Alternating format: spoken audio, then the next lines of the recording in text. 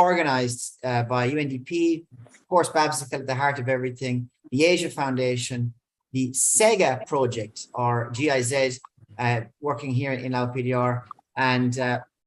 we have inputs also from lawyers and individual legal experts. So that's basically the overview of the session. What we're going to do is we're going to hear from a number of speakers first on getting a deeper understanding of what legal aid is, of what pro bono is. But ultimately, our aim here today is to focus on the ways that pro bono and legal aid can and do work in collaboration. And we're going to hear from some of the speakers on regional experiences and circumstances of positive overlap between pro bono and legal aid services and systems. And see if we can pull out some really important principles and practices between the dynamics between these two. Before we go ahead, I'm just going to quickly introduce our speakers. First of all, we're going to be kicked off right after myself here by Sophia Casson, who is with the Asia Foundation and managing the legal aid project here in Lao PDR. Also joined by Patrick Burgess, who many of you know, who is co-founder of Ajar, but is also working as a legal consultant with UNDP here in Lao PDR. Followed by Eric, who many of you met throughout the years, and I'm sure last night as well, who is working on rule of law with the GIZ under the SEGA project. And we're very happy to have Ms. Samantha Chong from an attorney from Malaysia. And we have an important contribution from Suyi Zar, Ms. Suyi Zar from Myanmar, also a lawyer. And finally, last but not least, we have Ms. Lachana Kemtong from the Ministry of Justice here in Lao PDR, who's going to share as well on different experiences. So to kick us off, maybe again, just come back to the objective. And I think this is obviously one of the most exciting sessions, simply because it's so simple.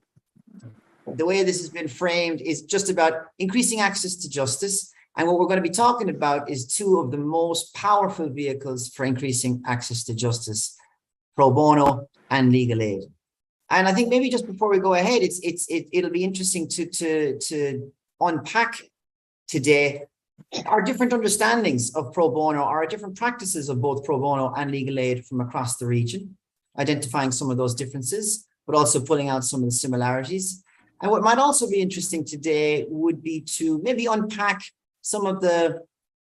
often misconceptions, and I know this was one of the objectives that Bruce wanted to drive at for this session, some of the misconceptions about how pro bono and potentially some legal aid systems could be working in conflict, which we know is really a misconception. And our hope here today is to unpack that and see how, where managed right, where partnerships are established, and where there's strong coordination, that these two areas can work exceptionally well together and ultimately be the two most important driving forces behind increasing access to justice, in particular for those who need it the most. So to kick us off, Bruce is, and given the kind of challenges in understanding what pro bono and legal aid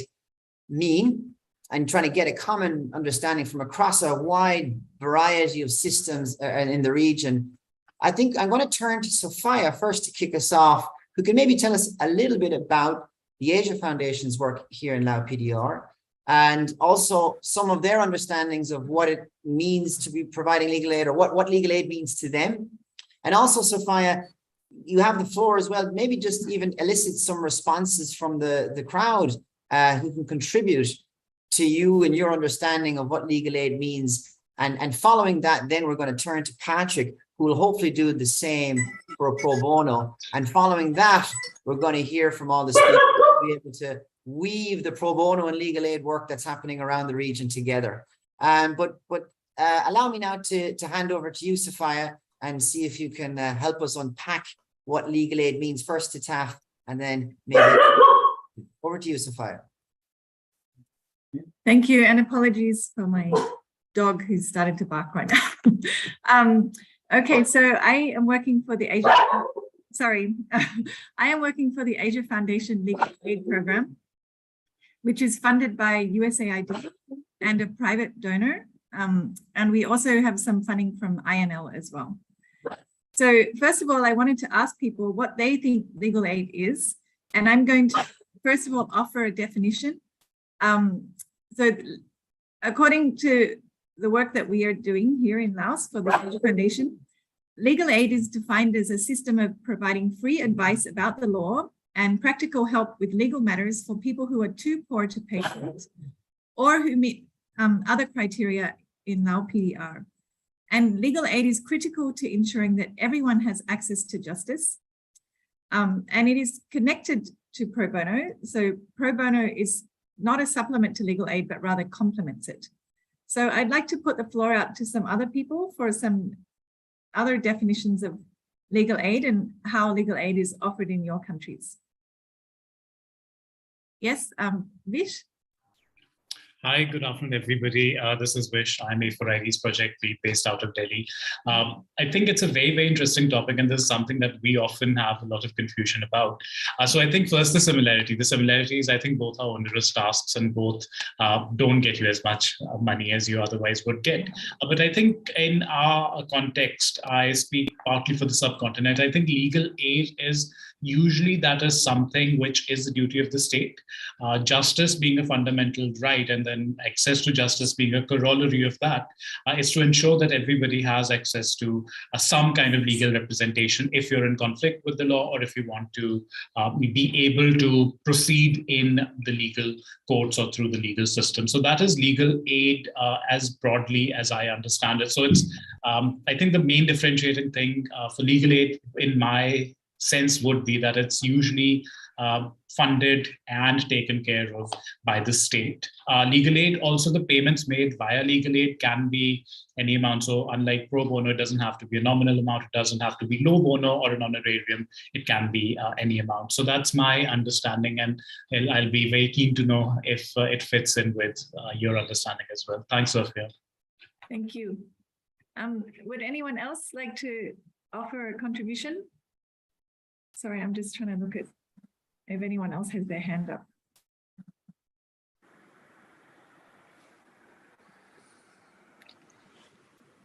I'll offer something. Yep. Thanks. I think, I mean, that's a good basic definition of, legal assistance being provided by the state.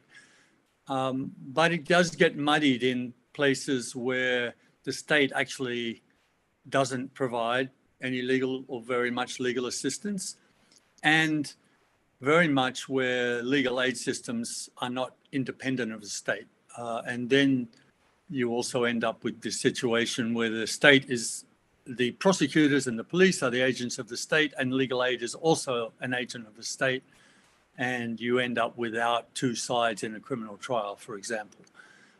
To varying degrees. And I just, the example in Indonesia is an interesting one because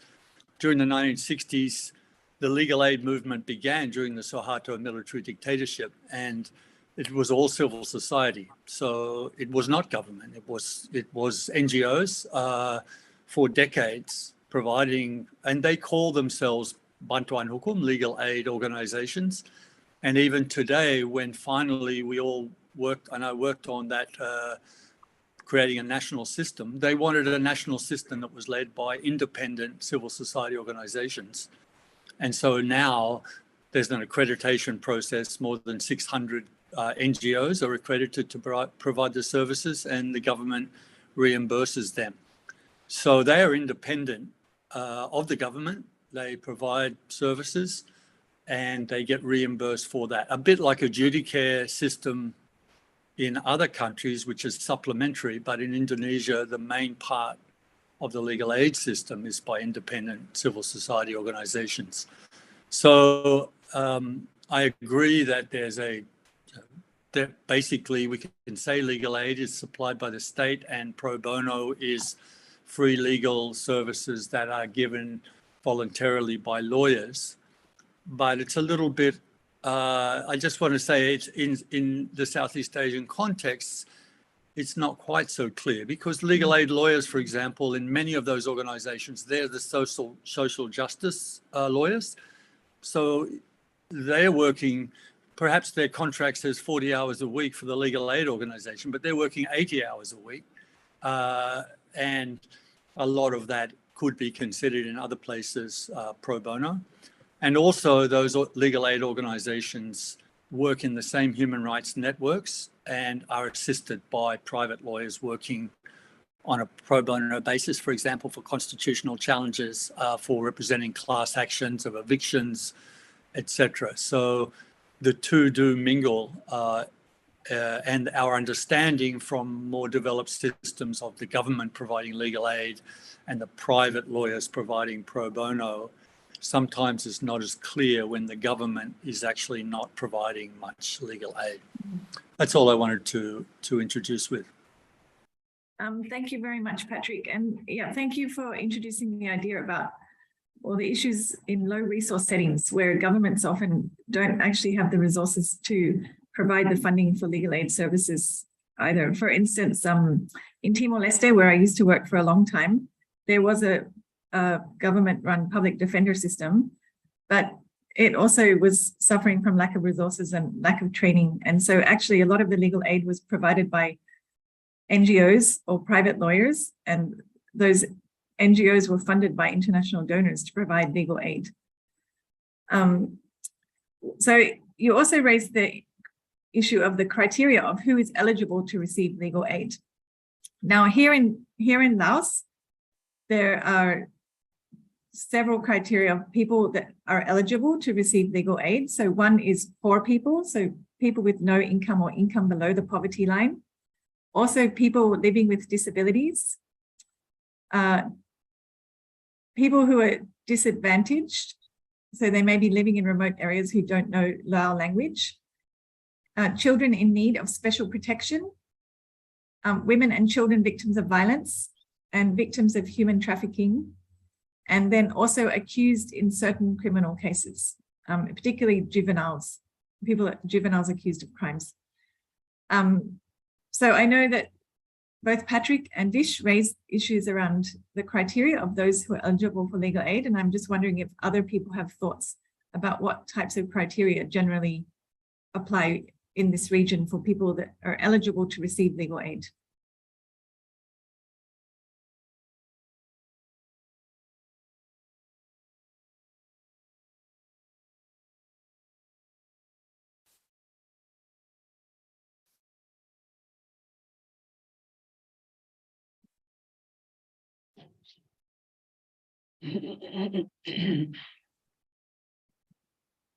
If I may chip in here. Please go ahead. Okay, so in Malaysia, there are a few, I mean, the word legal aids and pro bono are used interchangeably. Sometimes we call it legal aid, but it can mean pro bono. So for like criminal cases, for the state-funded legal aid, there's a mean test for trial and appeal. It's about 666 USD monthly income. Then you are eligible for free representations under the state-funded legal aid system. But for arrest and remand, pending for arrest and remand, so there's no mean test for legal aid system in Malaysia. As to when we talk about legal aid and pro bono, there's always a gap in between. So they are a large part of populations are not covered under the legal aid system. So these will be the refugees and will be the foreigners above 18 years old. So for this group, so the Bar Council legal aid system actually provide pro bono services for them in terms of, for example, employment and criminal law. And speaking of Bar Council legal aid system, actually it was kickstarted in 1983. I think in Penang, when there is increase of demand in employment law, whereby electronic industry was quite advanced back then, and workers, they face a lot of employment issues. And it was actually Asian Foundation who gave the first grant to the Bar Council back then to kickstart the first legal aid system, legal aid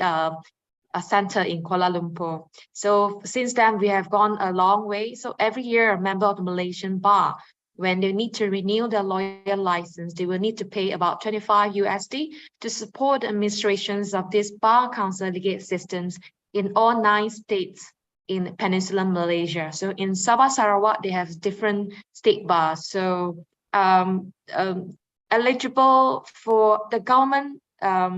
funded legal aid departments, which is an agency, is lower than, I think is still lower than 3,000 ringgit. There is another hybrid versions, a partnership between the private and the government, whereby the Bar Council will supply its members, will train its members to conduct cases, while it is funded by the government, kickstarted with about 1.2 USD for the first year in 2013. So there are actually many model in Malaysia, but we are still trying to cover as much as possible the vulnerable populations, for example, the refugees, asylum seekers, and the migrant workers. So for NGO-based legal aid system, most of them are actually pro bono services. I explained earlier, legal aid is used interchangeable with pro bono. So what they will do is they will work together with Bar Council Legal Aid Center. Bar Council Legal Aid Centers will send trainee lawyers, which they have to complete their 14 days mandatory duty before they can be admitted as a full-fledged lawyer. So they will send their pupils, their trainee lawyers, to the NGOs to assist in the field, to accompany clients to police stations, to draw police reports, and to get legal advice with advice of a full-fledged lawyer. So this is how we try to cover as much as possible by adopting a government system, a private system, a hybrid system, and a community-based initiative. So that's in Malaysia. Thank you very much. Thank you very much for that, Samantha. So yes, you have raised this issue again of the interconnection between pro bono and legal aid. So I'll just give a bit of a brief synopsis. In Laos, the Ministry of Justice runs legal aid offices, and they are, the Asia Foundation helps to fund 95 of those offices.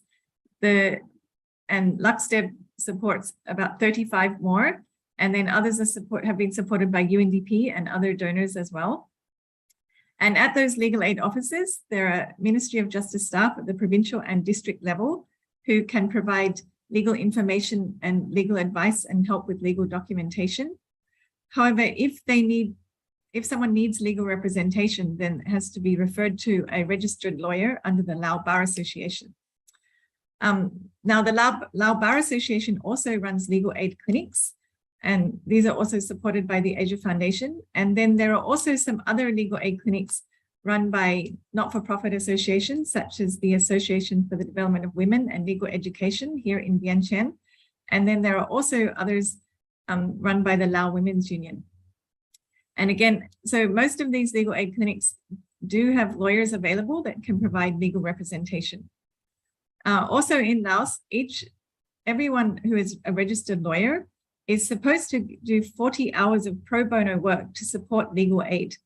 Now, this can be through the provision of legal information, so going out and providing information to communities about what the different laws say. It can also be actually providing legal advice in their law firms or in their place of work, or it can be through representation of a client in a legal aid case. And so those 40 hours are not yet really being mandated, but that's what each lawyer is supposed to be doing. So that provides a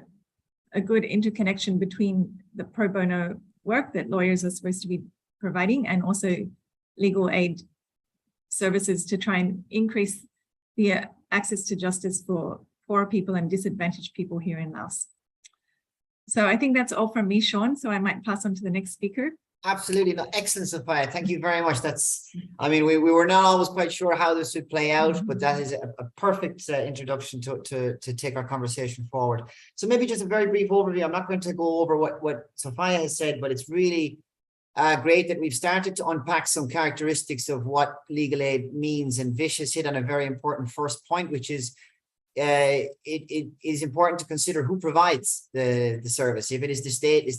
this one of the characteristics of legal aid? An important question. But as Sophia just mentioned there, we can see quite a lot of overlap where the state is trying to provide a space and then allow lawyers to come in. So is that legal aid, or then it becomes pro bono as soon as the lawyer is involved? But a very important first point on who provides. Secondly, then, as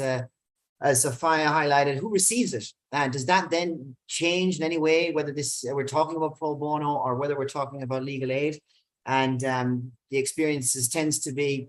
yes, means tested for certain groups, legal aid, and then maybe pro bono otherwise. But we're going to hear a little bit more from Patrick on that. And maybe I'll just add one little thing for my own interest really is in what form does it take? I mean, pro bono and legal aid, can they run the full spectrum of initial legal assistance, basic legal information, all the way to representation straight through case and appeals or whatever it might be? So anyway, maybe not something to unpack just yet until we hear from Patrick, but maybe a final point would be, why do we think it's important to make this distinction or even have a discussion around what's different between legal aid and pro bono? And I think Samantha's made a very good point there, is that sometimes where we don't not necessarily distinguish, but we don't understand clearly the differences, there might be some gaps that are left in between. And this is where pro bono and legal aid need to make sure that together we understand which one is which, and together in a coordinated way to make sure that those gaps don't exist in some of the examples that Samantha just shared. So, Patrick, you have a similar task to Sophia to just help us unpack this concept of pro bono, see if we can pull out some common characteristics or principles from your experiences and from across the region, and finish off our Aussie combo introduction. Over to you, Patrick. Okay, thanks, Sean. Yeah, I think as I mentioned, and someone from Myanmar on the chat has said that the same system in Myanmar, and Samantha said in Malaysia as well, that the legal aid and pro bono overlap to a great degree. I think one of the things that can help us if we really do need to decide is, if you're not being paid anything, that's pro bono. If you're being paid something by the state, that's legal aid, or it can be legal aid paid by a donor agency and for your organization. Lawyers who are doing things without being paid, that's the meaning of pro bono, no money exchanging, not being paid at all. And the suppliers of pro bono work, the suppliers of legal aid work, and not just lawyers, as someone else reminded us in the chat. In many countries, many places, the majority of people seeking some form of justice won't see a lawyer. They'll go to the village chief, and that's why there are large programs of community-based paralegals in many countries. And one of the interesting things about that form, we can call that legal aid, we could call it pro bono in some places because they're not paid, they're volunteer. In that system, what's interesting is that rather than try and take someone who's trained and put them in a place where they don't live, which is very difficult in remote areas, we take people who live in that area and then train them. And a key part of those networks is that at the grassroots, you create these systems of paralegals who have basic legal knowledge, who can advise people. And for more complicated issues, they then need, and this is what's missing in many places, they need a referral that works well to a legal aid provider or a pro bono provider. And Sean was asking me also just to share some of my experience working on legal aid and pro bono. And I started as a young lawyer in Australia. I was a solicitor. My first work was pro bono, actually. I worked as a volunteer in the Environmental Defender's Office. And then I became a lawyer, I became a barrister, and I started doing, I was working on legal aid cases paid for by the state, but I did pro bono work. And one of the systems that exists in Australia and in many other countries is that we have legal aid centres that can be part of the formal legal aid structure provided by the state, but also justice centres for housing, for refugees, for women's protection, for children, which may have funding from a donor or the state. And then lawyers come once every 2 weeks for an 8-hour shift and provide pro bono services to those organizations. And from my view, we are not tapping the goodwill of not only lawyers but others in terms of doing social justice work. I've lived in Asia for 30 years and I came back to Australia last year. There are lots and lots of people who would like to do some form of pro bono work and they don't know how. So I think everywhere we need to organize and try and figure out how we can use people's services. And then, in my case, I used to do pro bono work as a barrister mostly for the Aboriginal clients and for this legal service, the Aboriginal Legal Service. I represented them. And even now, I've been an international lawyer for 20 years. I'm working on cases, helping victims to access the International Criminal Court, putting together case files, making sure that there's often a big gap between victims and those high-level mechanisms, the IIMM in Geneva, for example, the ICC, etc. So pro bono is a big area to help victims, to help people who are in need of accessing international mechanisms, but they don't know how, and they don't fall into national legal aid systems. So there's a big gap there as well. And I just want to finish off by saying that I think in terms of our social justice goals, we should also, this conference is on legal aid, is on pro bono lawyering. And number one, there is a great need for all lawyers to do pro bono work, and it gives a meaning to their work. I was giving a session in Bangladesh a few months ago to a whole lot of young lawyers, and they said, how do we do what you do? And I said, you don't have to do full-time social justice lawyering. You can work for a commercial firm, you can do whatever, but you should try to do some pro bono work, and it will make your life richer. It's not just helping whoever you're helping, it's helping you. If you have a life that has a legal profession in it, and you do some pro bono work, you're going to feel better about your profession. You're going to make more connections. And so I think we need to share that idea too, that pro bono work is not only for those that we help, it's for us. It helps us to enjoy our profession more. So that's all I wanted to share. Thank you very much, Patrick. Oh, Bruce has his hand up, and he is taking liberties, the fact that he's organized this conference, that he's jumping in. Bruce, I'm going to give you three free passes this afternoon. That's all you're getting. Two left. And here'll be one. Just maybe I can just add a bit of clarification. First, Patrick, I think, gave a very good example of, maybe a clear difference between legal aid and pro bono. One, you get paid. The other, you don't. Legal aid, you're paid, usually not much, but pro bono, you're not. However, often for pro bono, you may get costs covered and things like that, or the client may pay filing fees, but you're not getting a salary. That's often, part of it. Second thing is, especially with pro bono and legal aid, it's not just free legal help, but the person getting it is usually poor or marginalized, or the work being done is really, really broadly for the public good. So as I gave an example yesterday where,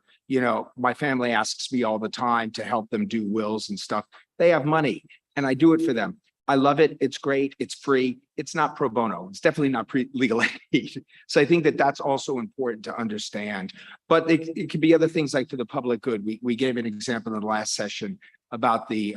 mock trial work that we have so many legal service providers do, and it's training students, and maybe some of those students can pay for a training, but it's so broad and such for the public good that it's considered pro bono. And finally, and not to disagree with what Patrick just said, this conference is not about pro bono lawyering. It's about legal service providing and pro bono. And I think tomorrow we have a whole session on paralegals. It includes pro bono lawyering, but I really want people to get away from these term lawyers when we're talking about pro bono. And please, let's use the broader term legal service providers, because otherwise we're sending these messages, like Sam says, people are confused. Is it pro bono legal aid? And I think we want to get away from using just the term lawyer. So at least in this session, if we can avoid the term lawyer, unless we're actually talking about lawyers, that would be great. And with that, I'm going to pass it back. Thank you very much, Bruce. Thank you. Mitselim, go ahead. Yes, Tron and Bruce, I think it would be nice if we can just write an obvious indicator. What's the main indicator that point out the difference between legal aid and pro bono? Number 1, number 2, number 3, like that. Yep. Ooh, tough job. So I think this task has been started, Mitselim, and I think it was actually Vish who kind of kicked it off by saying that it's still, we are typically, and when I have to caveat what I say next, because this is not necessarily my opinion, and of course this is not conclusive. This is not the final, that's not possible. This is an evolving discussion. But from what I can take from Sophia and Patrick's comments, as well as the other inputs, is that we are talking about legal aid when the state is the main actor involved, and the provider is the state. We are typically talking about pro bono, and to use Bruce's words, when the legal aid service provider is not necessarily the state, but it could be a private actor or an individual. This is usually where pro bono, and as another important indicator, is where there is money,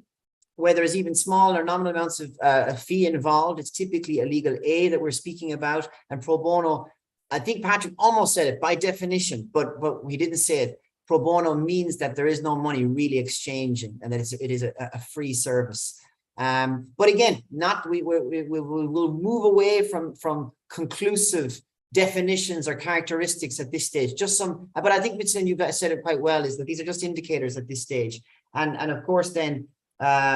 we've also spoken about the beneficiaries, and we see a lot of overlap where pro bono could be available for both people from particularly disadvantaged backgrounds or particular criteria, could also be for everyone. But then legal aid is seeming to be more means tested, more targeted, especially where the state is the main provider and does not have the resources to provide it at its own discretion or wherever it wants, but in a very targeted way. Now, before I move on from Patrick and Sophia, I just want to ask one quick question to both of you. And Samantha has already kicked off a discussion, and she's going to present next on the experiences in Malaysia. But before we start going into more detail in the experiences from the region about this interplay, I just wanted to ask Sophia and Patrick maybe two questions, and you can pick either one of them. Or you can answer both of them just for a few minutes. We have time. Number one is, why is this distinction important? And Bruce is quite rightly encouraging us to not get bogged down in it. But I think some people will be wondering, why should we need to distinguish these? There's a lot of overlap. There seems to be a lot of separation as well. What's the significance of understanding more exactly what pro bono is, exactly what legal aid is, and any thoughts on that? But secondly, then, and I'm sure, again, this is just devil's advocate, because I know Bruce will kill me for saying it, but in jurisdictions where the legal system more broadly is still young, still developing, what would be some of the,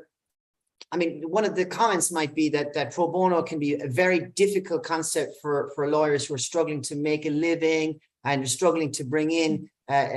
consistent income. Therefore, pro bono might be working against their interests. Again, just devil's advocate, I think there's lots of good arguments out there why that's not the case. And I think, Patrick, you touched on one or two of them about why it might be in their interest, even with not a consistent income, to begin exploring pro bono, not just because it's good for the society, but it might be good for them also. So, Sophia and Patrick, maybe I'll come to you, Patrick. You can pick up on either of those two questions, and then Sophia, come to you, and then we'll jump to Samantha for the situation in Malaysia. Over to you.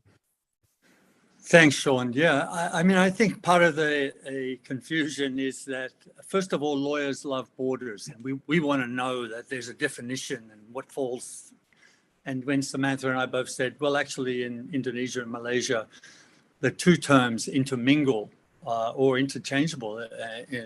as was said in Malaysia. So lawyers don't like that. We want to draw a line around it. And part of the confusion is also that the term comes from a Latin term, pro bono publica, the full term, which means for the public good. But we've taken the pro bono part to mean without payment. But the full term actually means for the public good. I think the usage that we have, the clearest usage is that if you're doing work without any payment at all, it's pro bono. Legal service provider, whether paralegal, law student, lawyer, assistants, volunteers, legal service providers who are working without payment, we can safely say a pro bono. And if they're receiving payment from the government or from a donor or a justice centre funded by others, then we might use the term legal aid. So I think if we need that definition, then that's fine. But I was actually, I think, the one who brought this up many years ago at this conference in Singapore, because, to be honest, I had a reaction towards some of the the lawyers who stood up said, I'm a pro bono lawyer, and they're working for big law firms making more than $100,000 a year. And then somebody from Indonesia got up and said, oh, I'm not a pro bono lawyer. I get paid. And he's making, $15,000 a year, working 60 hours a week. And I thought, someone who's getting paid to run a pro bono program for a firm, they're running a pro bono program for a firm, but they're not necessarily doing pro bono work. That's interesting. If you say the work we do that we're not paid for is pro bono work. So that's also a complication, because those firms do fantastic work very often, providing a lawyer to clients who don't pay, but the lawyers are paid. So that's also confusing. Is that pro bono lawyering? I think when we're looking at this, there are pro bono projects which provide service to people who don't pay for them. And then there are individuals who provide their services without being paid who are pro bono. And that's also a challenge for the definitions. But in our part of the world, particularly Indonesia, the two are quite often interchangeable. And the legal aid lawyers do an enormous amount of pro bono work, which makes it, because when do you draw the line? If your job says you're supposed to do 40 hours a week and they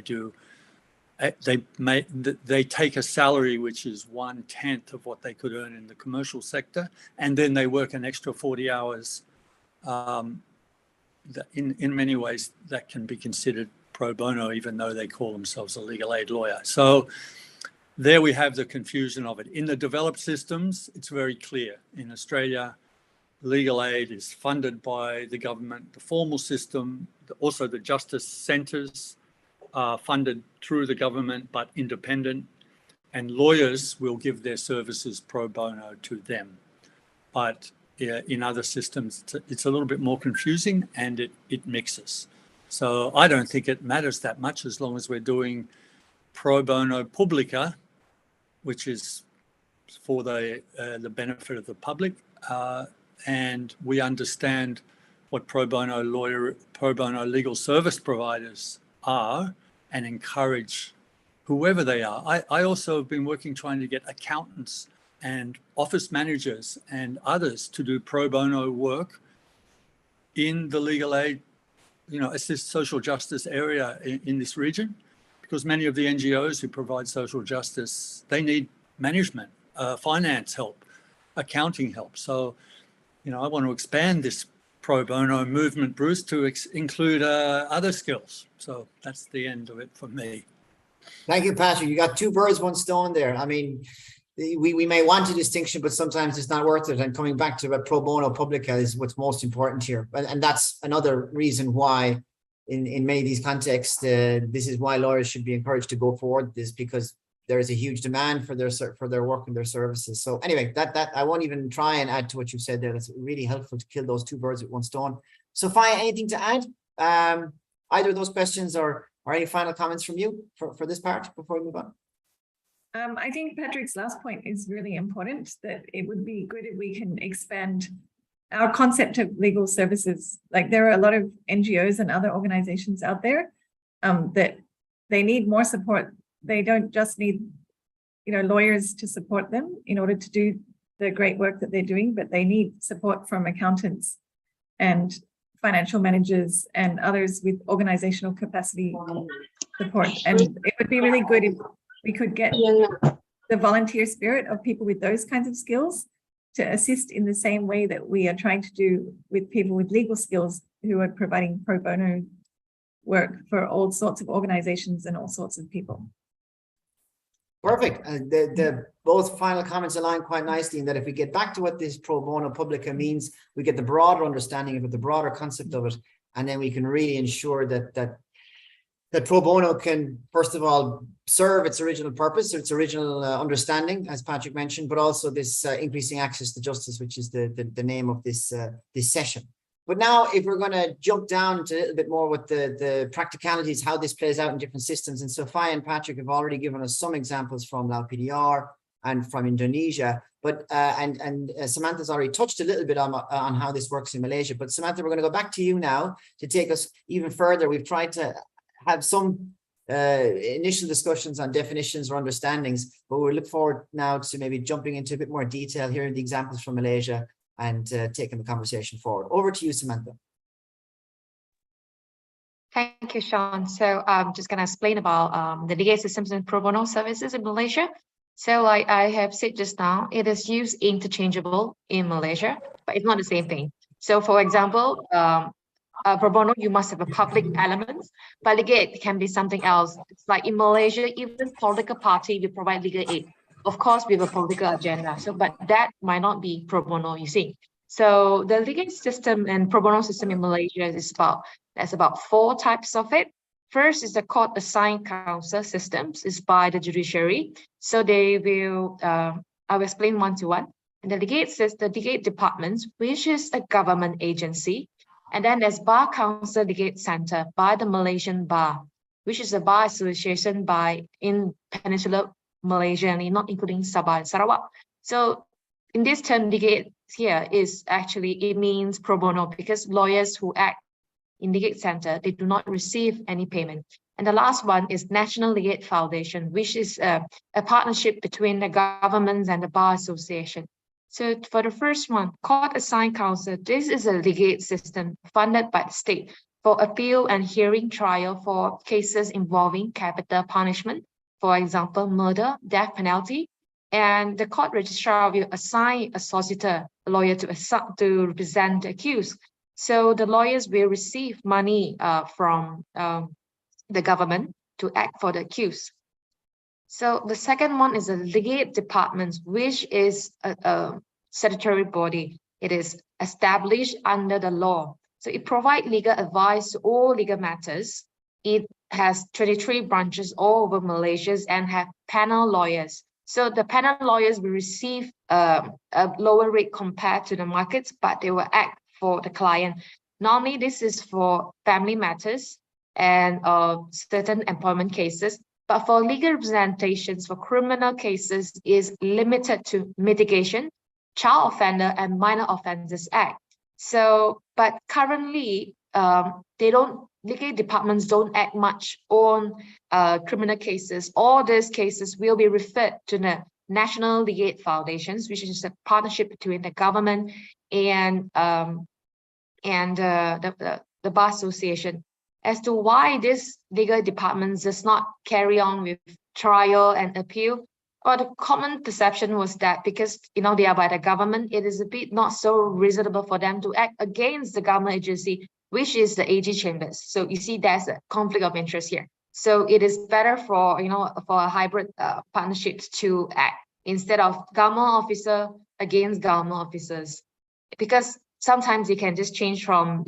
today I can be an officer in a legal department. Tomorrow I can be, I can be transferred and I can act as a prosecutor for the AG chambers. So I guess this is why the government see it as a need to establish another legal aid arm, which is the National Legal Aid Foundations, the hybrid group. And the third one, Bar Counsel Legal Aid Center. The legal aid here, it means pro bono, because lawyers who act for Bar Counsel Legal Aid Center, they do not receive any fees.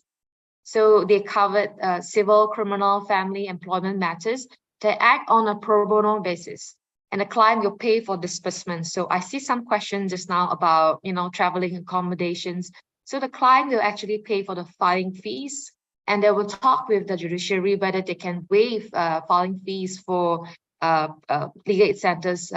clients, but it's still ongoing. But in terms of accommodations, we don't, normally that is not an issue, because we have legal aid center in each state of Malaysia. So there's not much of traveling that will, get you into, you have to stay overnight in one place.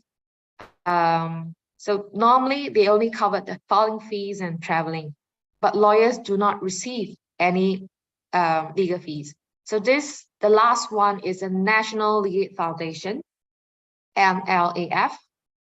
So you can see here is a collaboration between the governments and the bar associations. So in Malaysia, we have 3 bar associations. The first one is the Sarawak, the first one is a Malaysian bar, which is we cover the Peninsular Malaysia. And then we also have the Sabah Law Associations, as well as the Advocates Associations of Sarawak. And so they work all together. This is actually the brainchild of the now jailed former Prime Minister Najib Razak. And they work together in terms of a partnership. So AG Chambers will actually appoint a manager to manage the fund in terms of claim and administrations. So, but the lawyers are the one who do the cases. And how they work together is that the Bar Counsel Legal Center, they will interview clients, they will open up files, they will assist in terms of referral system between the lawyers, prisons, and the courts. So it is a state funded. It starts with a 5 million ringgit. That's about maybe 1.2 USD. And in 2012, it was about 3 million USD.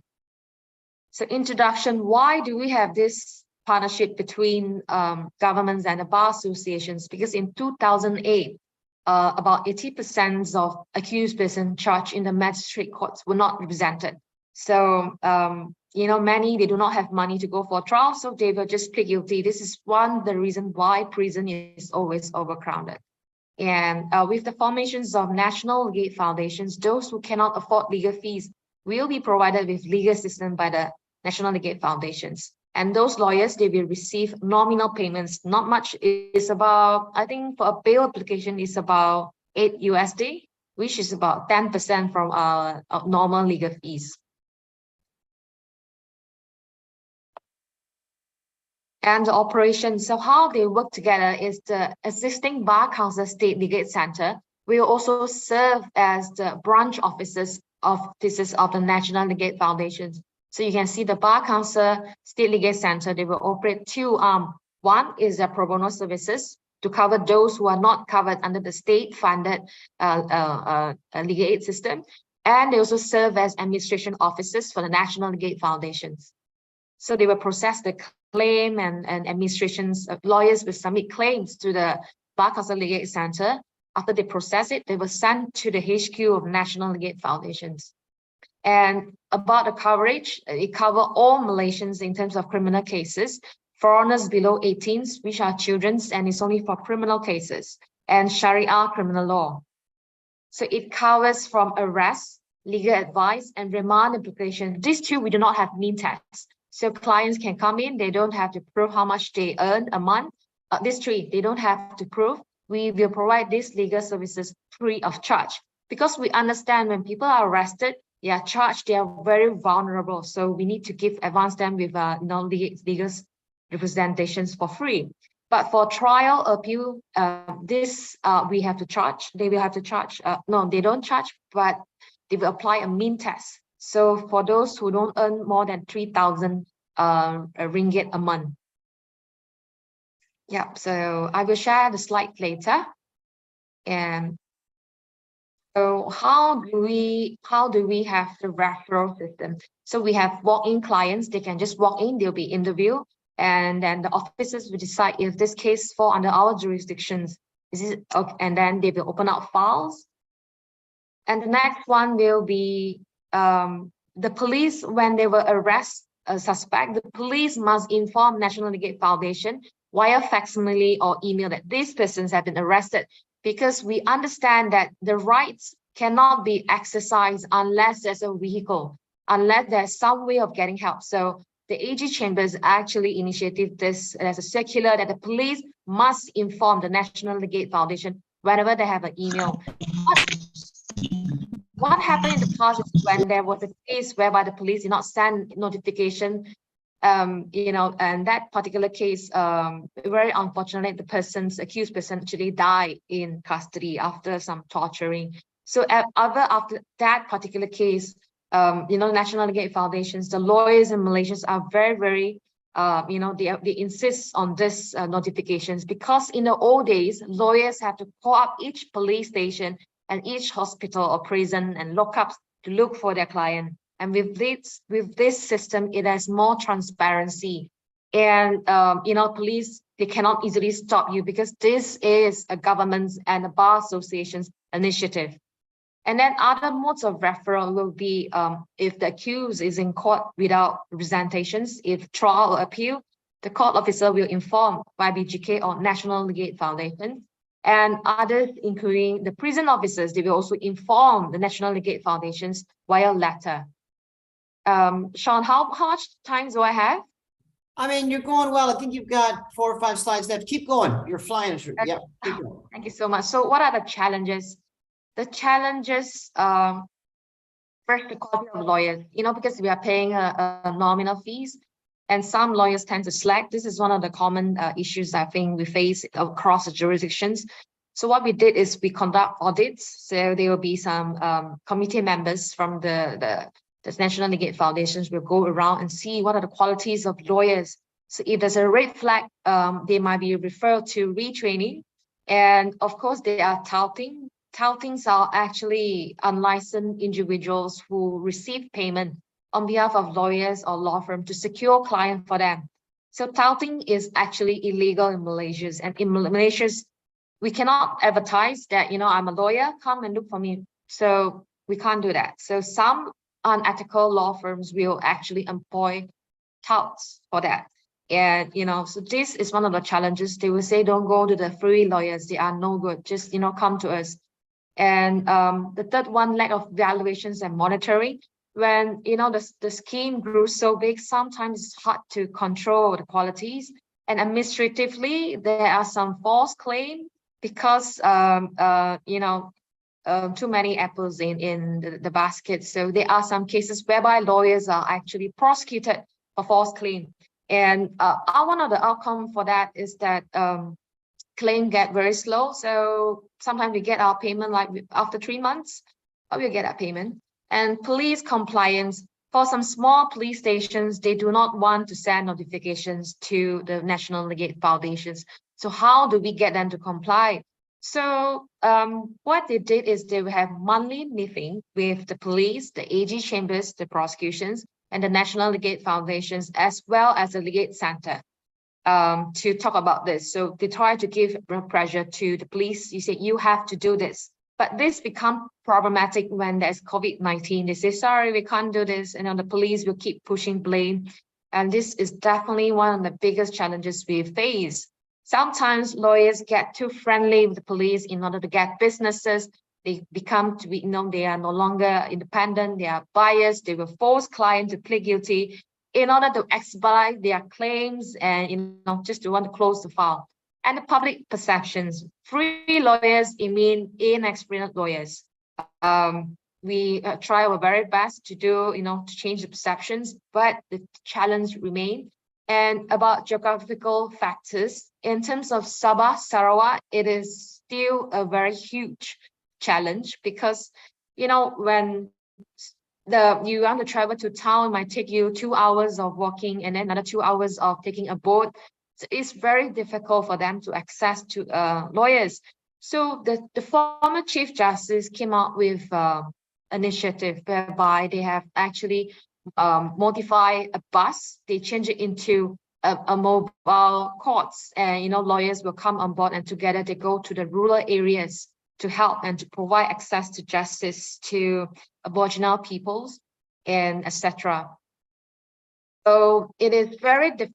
the other challenges is very hard to attract senior and experienced lawyers. And the scheme is vulnerable to monopoly and touting. Sometimes you can see that the court is being, dominant by a particular lawyers. Okay, I think I have covered on this thing. A room for improvement. We have working and steering committees. The steering committee will fix the policy, and the working committee will always, reconvene every 1 or 2 months to see what are the issues that we are facing, the lawyers, the legal aid departments, or the clients, and we will submit reports to steering committees. And they bring it to the central and they will discuss about it. And they will educate the public on the complaint mechanisms. You see, when lawyers misbehave, there's a way you have complained them to the disciplinary boards. And we have constant feedback sessions from the lawyers as to how should we improve the scheme in terms of fees and claims whatsoever. There is discussion about new prison programs whereby they will do tele-legal aid. But I think with COVID-19, we live in an endemic now in Malaysia, so it is open again, so we can go in the prison again. And that's all. Thank you very much. Thank you so much, Samantha. Wow, you covered a huge amount, but in a seriously short amount of time. That's very impressive. Thank you so much. But Samantha, I'm going to actually, in the same spirit of speed that you gave us, I'm going to give it back to you. And then we have so many questions here in the box. It's a quick fire one from Dr. Shashi about legal aid services. Are they provided for both the offenders, the accused, as well as for victims? Is that how the system is set up? Well, in Malaysia, they do provide legal aid help to sexual offenses survivor. So that is under the legal aid departments by the government. So I think they just started a few years ago. And for victim, it is rather rare because we have limited resources in terms of the legal aid foundations. So they do not provide, the national legal aid foundations do not provide assistance to the victims.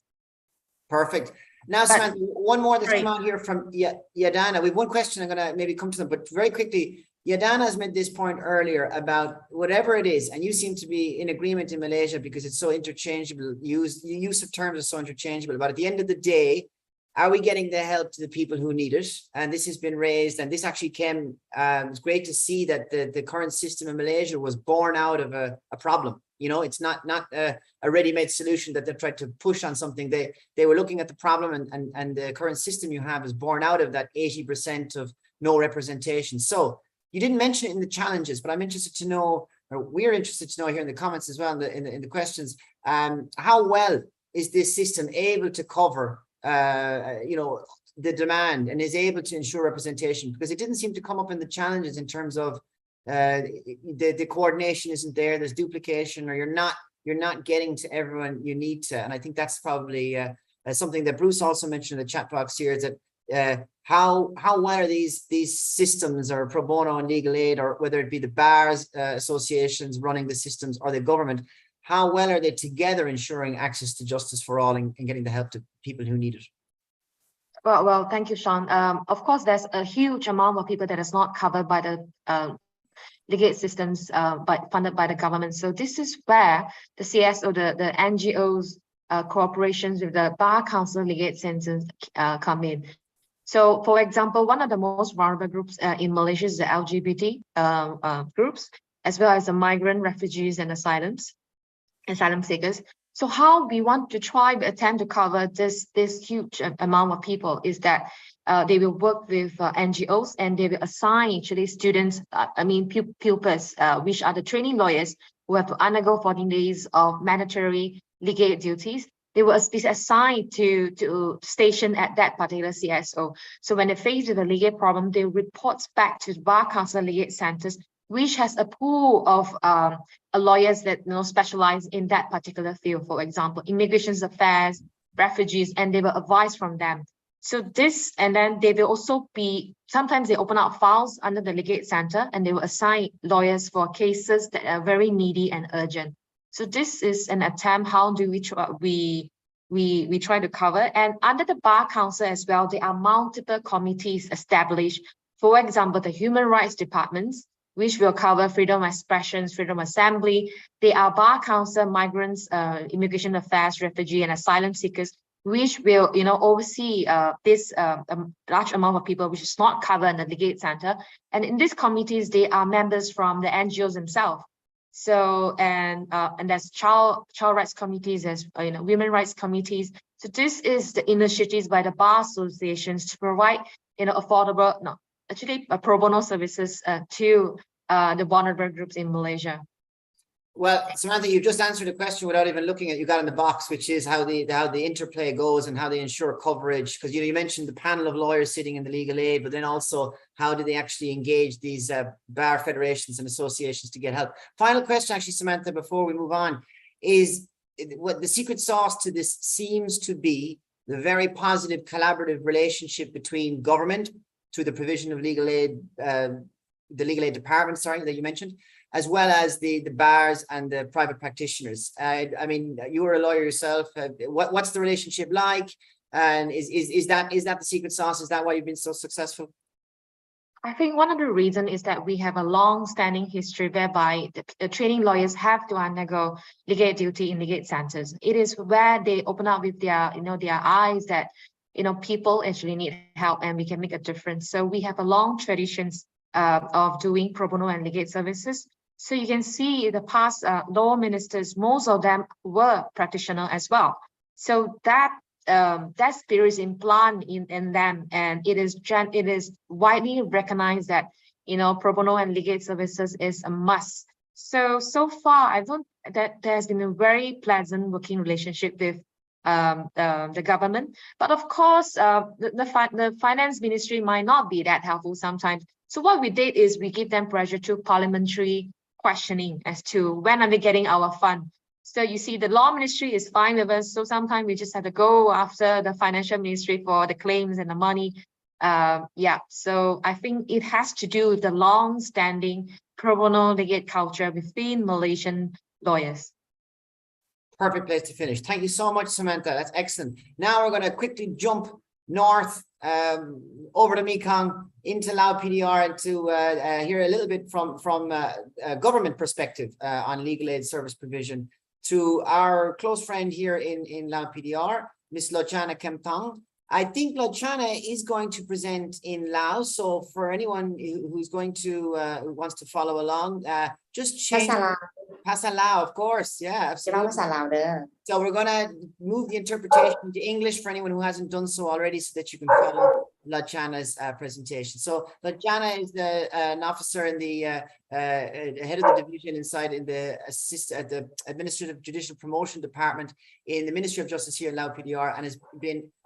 many times a one-person show driving a huge amount of legal aid work in the country. So Lochana, over to you. The floor is yours. เจ้าขอบใจท่านซ่อนที่ได้ให้โอกาสข้าพเจ้ามากล่าวเกี่ยวกับเรื่องงานเสนอนักกฎหมายอยู่ในสปลาวของพวกเขาเนาะซึ่งคือเบ้าเนาะเรื่องงานเสนอนักกฎหมายของพวกเขาแม่นได้รับการสนับสนุนจากองค์การจัดตั้งสากลเนาะก็อยู่ในหลายๆด้านที่เพิ่นให้การสนับสนุนเนาะโดยเฉพาะแม่นองค์การ SF Foundation เนาะแล้วก็ลักเดฟบ่องค์การเชกาองค์การUNDP เนาะแล้วก็หลายๆองค์การเพิ่นสนับที่เพิ่นให้การสนับสนุนในเวียกงานดังกล่าวนี้เนาะและเวียกงานของพวกเขาก็ได้มีการจัดตั้งปฏิบัตินับแต่มีดำรัสฉบับเลขที่77มาเนาะแล้วก็ของพวกเขาก็ได้มีการบริการโดยของภาครัฐบาลเฮาเนาะซึ่งเรียกงานเสนอนักกฎหมายของพวกเฮาแม่นรัฐบาลเป็นเจ้าการในการจัดตั้งปฏิบัติเนาะและอยู่ในนั้นก็มีแขนงการของยุติธรรมของพวกเฮานี้แล้วก็มีอยู่ในของสภาทนายความแล้วก็มีอยู่ในของศูนย์กลางสภาทนายหญิงเนาะซึ่งเฮ็ดหน้าที่ในการให้การช่วยเหลือด้านกฎหมายของพวกเฮาหั่นเนาะและการบริการด้านกฎหมายของพวกเฮาก็ได้มีกรอบของมันเนาะก็คืออยู่ใน4ประเภทของการให้การช่วยเหลือหั่นเนาะก็คือแล้วก็มีกรอบของผู้ที่จะได้รับการช่วยเหลือด้านกฎหมายเพราะเขาจะบ่ได้เปิดกว้างเนาะเพราะว่ามันก็อิงใส่สภาพเงื่อนไขของสปลาวนี้ก็จะมีกำหนดอยู่ใน7กลุ่มคนเนาะโดยเฉพาะแม่นผู้ทุกข์ยากผู้ด้อยโอกาสคนพิการเนาะเด็กที่ต้องการการปกป้องพิเศษการกระทำผิดที่กำหนดให้มีทนายควบเข้าไปช่วยเหลือเนาะแม่หญิงและเด็กที่ถูกข้อให้จากการใช้รุนแรงแล้วก็กลุ่มคนสุดท้ายก็คือกลุ่มคนผู้ถูกข้อให้จากการฆ่ามนุษย์พวกเขาจะมีกรอบลักษณะแบบนี้เนาะแล้วเวียกงานรัฐบาล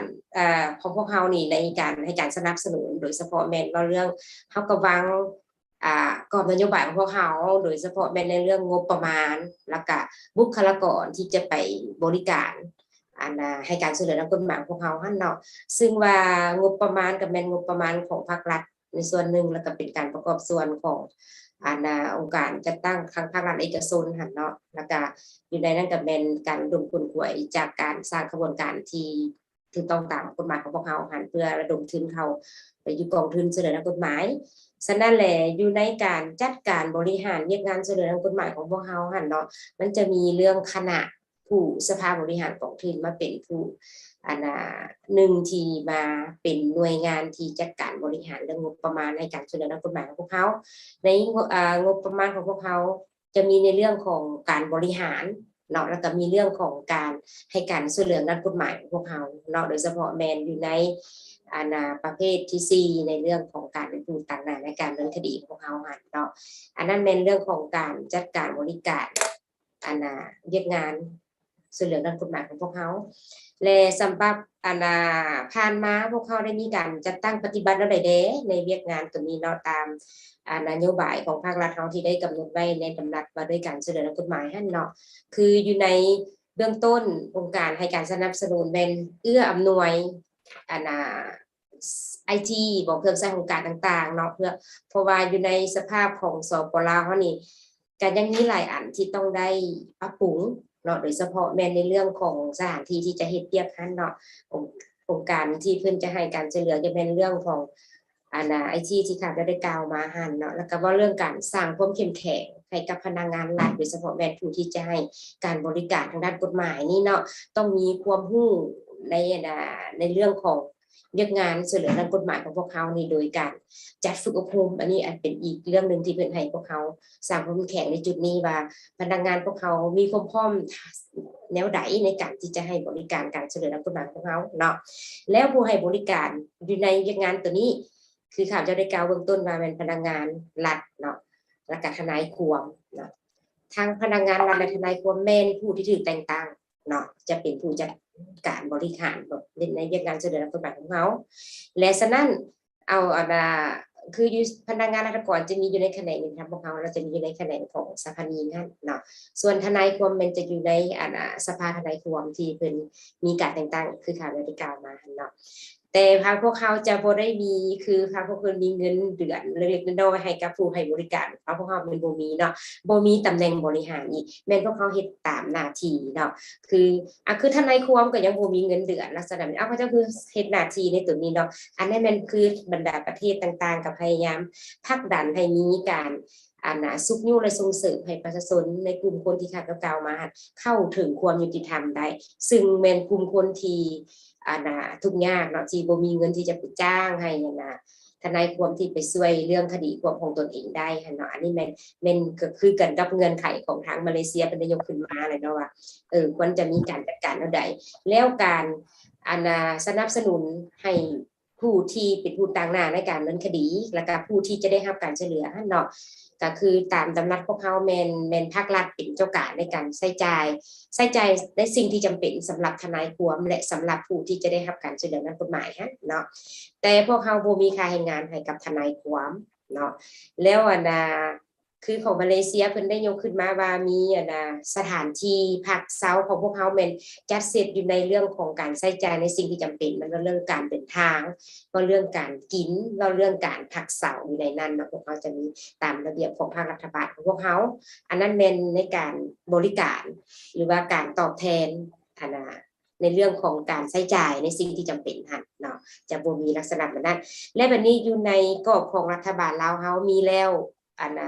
สิ่งที่เอื้ออำนวยทำไหนสำนึงแล้วมีแล้วพนักงานที่ได้ผ่านการฝึกอบรมยังงานเสนอทางกฎหมายแต่ประสบการณ์ยังบ่ทันได้หลายแล้วภายในความผู้ที่จะมาเฮ็ดหน้าเรียกในเรื่องของเสนอด้านกฎหมายเนาะหรือว่าเฮ็ดหน้าเรียกในเรื่องของโปรโมโนของทนายความเองเนาะอันนี้แม่นพวกเขายังบ่ทันได้เฮ็ดในเรื่องของเอิ้นว่าเป็นหยังเรียกงานช่วยเหลือด้านกฎหมายของพวกเขาก็ต้องได้มีการกำหนดขั้นตอนวิธีการให้การช่วยเหลือแนวใดเพื่อให้มันชัดเจนขึ้นในเรื่องของการที่จะให้การช่วยเหลือที่จะเป็นการสุขยุและส่งเสริมให้กลุ่มคนดังกล่าวเข้าถึงความยุติธรรมนั่นเนาะอันนี้แม่นในเรื่องของการนั้นช่วยเหลือทางด้านกฎหมายของพวกเขาเนาะที่ว่าเป็นในหน่วยงานของภาครัฐของพวกเขาที่ว่าภาคสากลที่เป็นในการสนับสนุนใน2ด้านที่เขาจะได้ยกขึ้นมาบัดนี้ประสบการณ์ของพวกเขาหรือว่าผ่านเรียกงานของเขาแน่นอนก็ต้องมีสิ่งท้าทายอยู่แล้วในสิ่งท้าทายของพวกเขาก็มีหลายอย่างเนาะก็คือเบื้องต้นค่ะจะได้กล่าวในประสบการณ์ของผู้ที่จะมาบริการในการช่วยเหลือมีความเข้าใจเกี่ยวกับเรื่องงานช่วยเหลือด้านกฎหมายซ้ำใดเนาะและก็ ผู้ที่คือทนายความผู้ที่จะให้การช่วยเหลือยังบ่ทันได้ชัดเจนในเรื่องเฉพาะด้านในเรื่องที่จะช่วยเหลือเนาะคือบางประเทศเพิ่นได้ยกขึ้นมาก็มีเฉพาะด้านตัวอย่างของข่มแฮงต่อข่มแฮงทางเพศข่มแฮงต่อแม่หญิงหรือเด็กน้อยลักษณะแบบนี้มันออนไลน์ เนาะอันนี้เป็นสิ่งท้าทายอันหนึ่งที่ของพวกเราประสบปัญหาเนาะและอีกสิ่งท้าทายอันที่สองคือพวกเรามีประสบปัญหาในเรื่องของงบประมาณซึ่งจะมีการสนับสนุนในเรื่องของการช่วยเหลือด้านกฎหมายของพวกเรานี่เนาะฉะนั้นแหละอันนี้คือสิ่งท้าทายอันหนึ่งคือปัจจุบันพวกเราก็ยังบ่ได้มีงบประมาณแต่พวกเราพยายามเก็บพร้อมทุกด้านเนาะว่าเรื่องการทางกฎระเบียบกองทุนบอกว่าเรื่องการเกี่ยมการสั่งตั้งกองทุนแล้วก็สภาบริหารกองทุนลักษณะนี้นี่เป็นพวกเราเกี่ยมพร้อมมีแต่เราถามว่าความพร้อมเป็นจังไดที่จะเสนอต่อรัฐบาลเพื่อสนองงบประมาณดังกล่าวเนาะแล้วอยู่ในปัจจุบันนี้อีกสิ่งท้าทายหนึ่งของพวกเราเนาะคือในเรื่องของการจัดการบริการของท้องถิ่นของพวกเราโดยเฉพาะแมนผู้บริการในพนักงานสาขาของพวกเราเนี่ยเนาะยังบ่ทันเป็นระบบเท่าที่ควรเถื่อเนาะยังมีคำถามซึ่งกันและกันอยู่ว่าพอมาหาค่อยบ่สามารถแล้วผมควรจะเฮ็ดจังไดต่อมันยังมีคำถามต่อกันอยู่อันนี้ก็คืออีกหนึ่งสิ่งท้าทายที่พวกเราต้องได้ร่วมกันแก้ไขเนาะบัดนี้มาเว้าถึงเรื่องของโปรโมโนคืออยู่กระทรวงยุติธรรมพวกเขาจะบ่ได้เฉพาะเจาะจงใส่ว่าต้องเรื่องโปรโมโนต้องเรื่องlegal aidเนาะแต่ว่าคือทางบูสเพิ่นได้กล่าวในมือเปิดหั่นแหละว่าทุกภาคส่วนมีส่วนร่วมในเรื่องของโปรโมโนโดยเฉพาะแม่นทนายความหรือนักกฎหมายเนาะอันนี้ว่าเรื่องโปรโมโนและโปรโมโนอยู่ในสปลาวของพวกเขาแม่นคือปัจจุบันนี้ก็เห็นได้ว่าเพิ่นได้ไปสร้างความเข้มแข็งให้กับนักศึกษาและครูอาจารย์อยู่ในสถาบันยุติธรรมแห่งชาติเนาะหรือว่าสถาบันนั้นทั้ง3ภาคของภาคส่วนคณิตวิทยาของเขาหั่นแล้วก็อยู่ในมหาวิทยาลัยแห่งชาติเนาะที่เพิ่นได้ให้ความสำคัญในการสร้างทักษะเนาะโดยการสร้างทักษะแล้วนำใช้ทักษะที่มีให้มีความชำนาญขึ้นโดยเฉพาะในเรื่องของการแนะนำบอกการในคำปรึกษาด้านกฎหมายแก่ประชาชนบอกลักษณะแบบนี้อันนี้เป็นสิ่งที่เพิ่นพยายามผลักดันให้นักศึกษาของพวกเราได้มีส่วนร่วมในเรื่องของการในคำปรึกษาเรื่องหรือว่าเรื่องของโปรโมโนเนาะอันนี้เป็นจุดเริ่มที่ดีที่เราจะได้นำเสนอแต่เบื้องต้นในมือเปิดอะไรนะว่าจุดเริ่มต้นที่ดีของการที่จะสนับสนุนให้นักศึกษากฎหมายเนาะและก็ครูอาจารย์อยู่ในมหาวิทยาลัยของพวกเราหรือว่าอยู่ในสถาบันของเรามีความเข้มแข็งขึ้นคือในบางประเทศเพิ่นได้ยกขึ้นมาเนาะว่าควรจะเป็นหลักสูตรหนึ่งอยู่ในของมหาวิทยาลัยของพวกเขาเนาะอาจจะเป็นหลักสูตรการเรียนการสอนในเรื่องของโปรโมโนตัวนี้เป็นการปลูกจิตสำนึกให้เจ้าเนาะฉะนั้นแหละอยู่ในกรอบระหว่างเวียกงานโปรโมโนและเวียกงานเฉลิมมีอันคล้ายคือกันและมีอันแตกต่างกันคือบรรดาทานใจสารเป็นยกขึ้นมาเลยเนาะอันที่มันคล้ายคือกันคือบ่หวังผลกำไรเนาะอันนั้นที่คือกันหรือว่าคล้ายคือกันเป็นอย่างคำว่าคล้ายคือกันโปรโมโนบางเทื่อเขาจะอาจจะบ่เอาเลยหรือบางเทื่ออาจจะเอาน้อยนึงเนาะหรือว่าส่วนไหนส่วนหนึ่งเท่านั้นหรือว่าเขาเจ้าก็คือเฮ็ดด้วยความสมัครใจเฮ็ดด้วยว่าเจ้าสมควรที่จะต้องเข้าถึงความยุติธรรมเพราะว่าตอนนี้เจ้ายังบ่ได้รับความยุติธรรมเด้อเบิ่งแล้วจะต้องเข้าถึงความยุติธรรมให้ได้ลักษณะนี้อันนี้เป็นการช่วยด้วยความสมัครใจเนาะและบัดนี้อยู่ในเรื่องของ legal aid ของพวกเราเนาะแม่นการจัดการของภาครัฐในเรื่องของงบประมาณเนาะสิมันแตกต่างกันในตัวนั้นเนาะจะใช้จ่ายสำหรับทนายความผู้ที่เป็นผู้ต่างหน้าในการดำเนินคดีจะใช้จ่ายอยู่ในเรื่องของผู้ที่ได้รับการช่วยเหลือทางกฎหมายของเราอันนั้นเป็นเป้าหมายของในการอันนั้นเขาเอิ้นว่าการใช้จ่ายเนาะอันนั้นมันเป็นสิ่งที่มันคล้ายคือกันเนาะหรือว่าเบิ่งอีกแง่มุมนึงเป็นการสร้างที่แตกต่างกันอันนึงสร้างให้เรื่องโปรโมโนสร้างให้มีนักกฎหมายที่มีความสมัครใจที่จะใช้ความรู้ความสามารถทางด้านกฎหมายของตนเองที่มีอยู่เนาะอันนี้คืออันนึงที่สร้างให้เขาเจ้าไปใช้และอันที่สองมาในเรื่องของการบริการเนาะการบริการในผ่านของทางโปรโมโนนี้แม่นการบริการในเบื้องต้นของพวกเราเนาะที่จะย้ายไปหาเรื่องของปลูกจิตสำนึกอะไรเนาะคือพนักงานอยู่ในแขนงมีทำพวกเขามันก็มีนักกฎหมาย ตัวอย่างอยู่ในแขนงอื่นก็มีนักกฎหมายแต่นักกฎหมายนั้นสามารถนำใช้ความสามารถของตนเองมาใช้ได้เนาะอันนี้เป็นการเพิ่มเขาเอิ้นว่ากำลังใจหรือว่าปลูกจิตสำนึกแหละไปเนาะให้ผู้ที่จะเป็นผู้ที่เป็นนักกฎหมายบ่ให้เฮียนไปละล่าความหมายจะต้องใช้ความสามารถที่เจ้ามีอันนั้นคือสิ่งที่โปรโมโนสร้างทักษะให้กับนักกฎหมายของพวกเราเนาะแล้วในเรื่องของเลโกเอทก็มันคือเป็นผู้ที่นักกฎหมายเช่นเดียวกันและเป็นทนายความคือกันเนาะแต่เจ้าเหตุด้วยความสมัครใจคือกันอันนี้คือทางซ้อนเพิ่นได้ยกขึ้นมาเลยว่าความแตกต่างและความคล้ายคือกันแล้วในเรื่องของโปรโมโนค่ะอันนี้เขาก็อยากให้มีความเข้าใจชัดเจนเช่นเดียวกันเนาะซึ่งกิริยาบทเขาเอิ้นว่าบทบาทของเลโกเอทเฮ็ดอันนี้เรื่องบทบาทของโปรโมโนเฮ็ดอันนี้มันเห็นได้ชัดเจนของพวกเขาเนาะฉะนั้นแหละโดยรวมแล้วทั้ง2อย่างนี้แม่นรับใช้อันเดียวกันคือส่งเสริมสุขยู่ให้ทุกคนเข้าถึงความยุติธรรมเนาะอันนี้เป็นข้าพเจ้าจะขอกล่าวในนั้นในเรื่องของจัดตั้งปฏิบัติงานเสนอนักกฎหมายและการงานเลโกเอทอยู่ในโซปลาวพวกเราเนาะถ้ามีอันใดอยากสนทนาร่วมกันก็ขอให้เชิญแลกเปลี่ยนได้เนาะอันนี้เจ้าขอบใจท่านชอนครับLachana, thank you so much. I think Lachana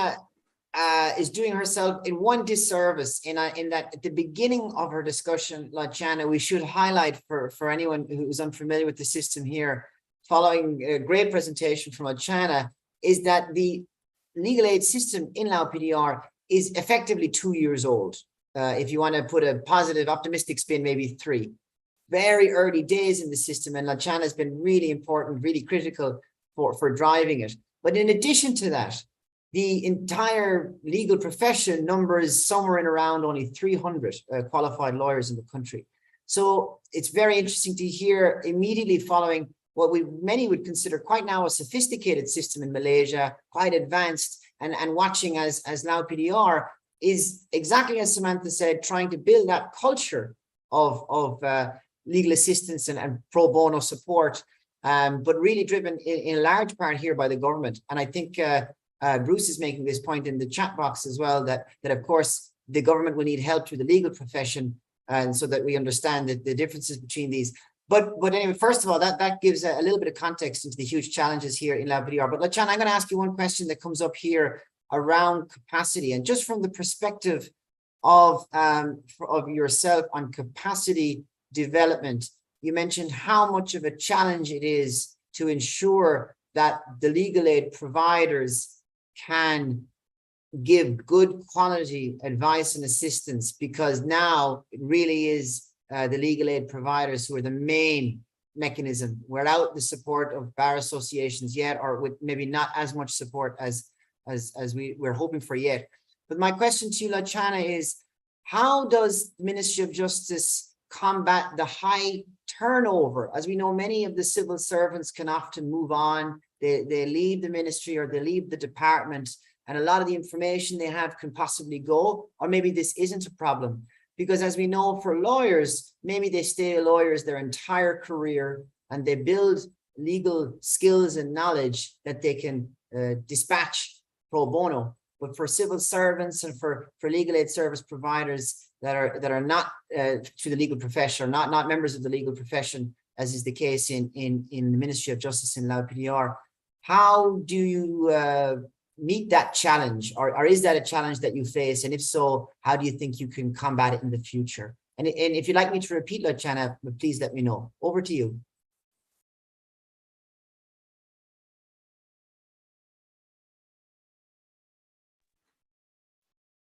เจ้าอันนี้ก็เป็นประเด็นที่การตอบยากแน่น้อยหนึ่งเนาะเพราะว่าระบบของพวกเขาแม่นแนวนั้นอยู่แล้วนะแต่ว่าจะแก้ไขในจุดนั้นได้ผู้ที่อยู่เดิมก่อนจะย้ายหน้าที่ไปนะเนาะควรจะต้องได้ถ่ายทอดหรือว่าให้คำแนะนำกับผู้ที่จะมาทดแทนตนเองให้ผู้ในหน้าเวียกที่ตนเองว่าเฮ็ดอันใดเดในจุดนี้เฮ็ดเวียกอันใดเดเพื่อสร้างความเข้าใจกับและก็บ่เฮ็ดให้เวียกงานนี้สะดุดไปมันสามารถสืบต่อไปได้แล้วอันนี้คือเป็น สิ่งที่ไปแก้ไขจุดนั้นเนาะเพราะว่าการที่พวกเขาจะต้องได้บ่แม่นผู้หนึ่งผู้เดียวจะฮู้แล้วเจ้าก็เอาไปนำเลยบ่อยากให้มีระบบนั้นเจ้าก็ต้องได้สอนได้แนะนำเนาะแล้วก็ต้องได้สร้างบุคลากรที่อยู่ใกล้ชิดตนหันให้มีความเข้มแข็งในการขับเคลื่อนเรื่องงานดังกล่าวหันอันนี้คือวิธีแก้อยู่ในจุดนั้นแต่เขาจะไปแก้ว่าโอ้ยเราหาแต่ฝึกหาแต่มาเฮ็ดเวียกบ่อยากให้ง่ายไปด้วยอันตัวนี้พวกเขาปฏิเสธเลยว่าเขาบ่สามารถเฮ็ดได้ในจุดนี้อันนั้นเป็นระบบของภาครัฐบาลเฮามีการสับเปลี่ยนหน้าที่ตำแหน่งบุคลากรต่างๆเรื่องเป็นปกติเป็นเรื่องที่ปกติบ่เป็นเรื่องผิดปกติเนาะแต่พวกเขาจะแก้ไขจุดนั้นก็คือครับจะได้ยกขึ้นมาอันนี้คือเป็นสิ่งที่จะยืนยงเนาะอันน่ะบ่ให้ว่าโอ้ยเวียกนี้ค่ะข่อยแล้วก็ถือว่าเวียกนี้บ่ไปบ่ให้ขึ้นอีกทุกนั้นบ่ขึ้นจะสั่นอีกจะต้องคิดเสมอว่าเฮ็ดเวียกผู้เดียวบ่มีความสำเร็จมันต้องมีทีมงานมันต้องมีวิชาการหัวหน้าต้องมีลูกน้องต้องมีนายเนาะและเวียกเปอร์เซ็นต์เดียวกันมีผู้เฮ็ดก็ต้องมีผู้สืบทอดอันนี้แม่นเป็นเรื่องที่จะไปแก้ไขนี่ในจุดนั้นอันนี้แม่นสำหรับมุมมองข้าพเจ้าที่ว่าเห็นต้องได้แก้ในจุดนั้นเนาะเจ้าสะพองกะสิอยู่ประมาณแต่ข้าพเจ้าขอเพิ่มเติมอีกจุดหนึ่งเนาะการที่ข้าพเจ้าได้เล่าไปในเบื้องต้นว่าเวียกของพวกเขานี่ได้มีการโฆษณาเผยแพร่แล้วได้อันนี้ข้าพเจ้าขอโทษหลายๆยังบ่ได้นำเสนอเถอะเพราะว่าตัวนี้เป็นบักหัวใจในเวียกงานทุกๆเวียกงานเลยว่าเรื่องการโฆษณานี่เนาะคันเจ้าบ่ไปโฆษณาเข้าถึงประชาชนหรือเฉพาะแม่นผู้ที่ว่าจะต้องมาใช้บริการนะแม่นเป็นไปบ่ได้เขาเจ้าบ่ฮู้เฮาบ่ฮู้เขาเจ้านี่เป็นไปบ่ได้มันต้องได้มีการโฆษณาให้สร้างความเข้าใจเกี่ยวกับสิทธิ์นั่นแหละสิทธิ์ของผู้ที่ได้รับการช่วยเหลือน่ะถ้าเฮาเจ้าค่อยนี่พนักงานนำกันนั่งนำกันนี่บางเทื่ออาจจะบ่ฮู้ซ้ำว่าสิทธิ์ของผู้ที่จะได้รับการช่วยเหลือแม่นมีหยังแลบางเทื่อก็บ่ฮู้ย้อนหยังย้อนบ่มีการบอกเราบ่มีการโฆษณาเนาะอันนี้ต้องได้เพิ่มและอีกช่องทางนึงการโฆษณาก็มีหลายๆวิธีการเนาะคือปัจจุบันนี้สปลาวเฮาก็ขอขอบใจกับทีมงานกับองค์การ UNDP ที่เพิ่นให้การสนับสนุนในเรื่องของการสร้างเว็บไซต์ช่วยเหลือด้านกฎหมายเนาะอยู่สปลาวเฮาแม่นมี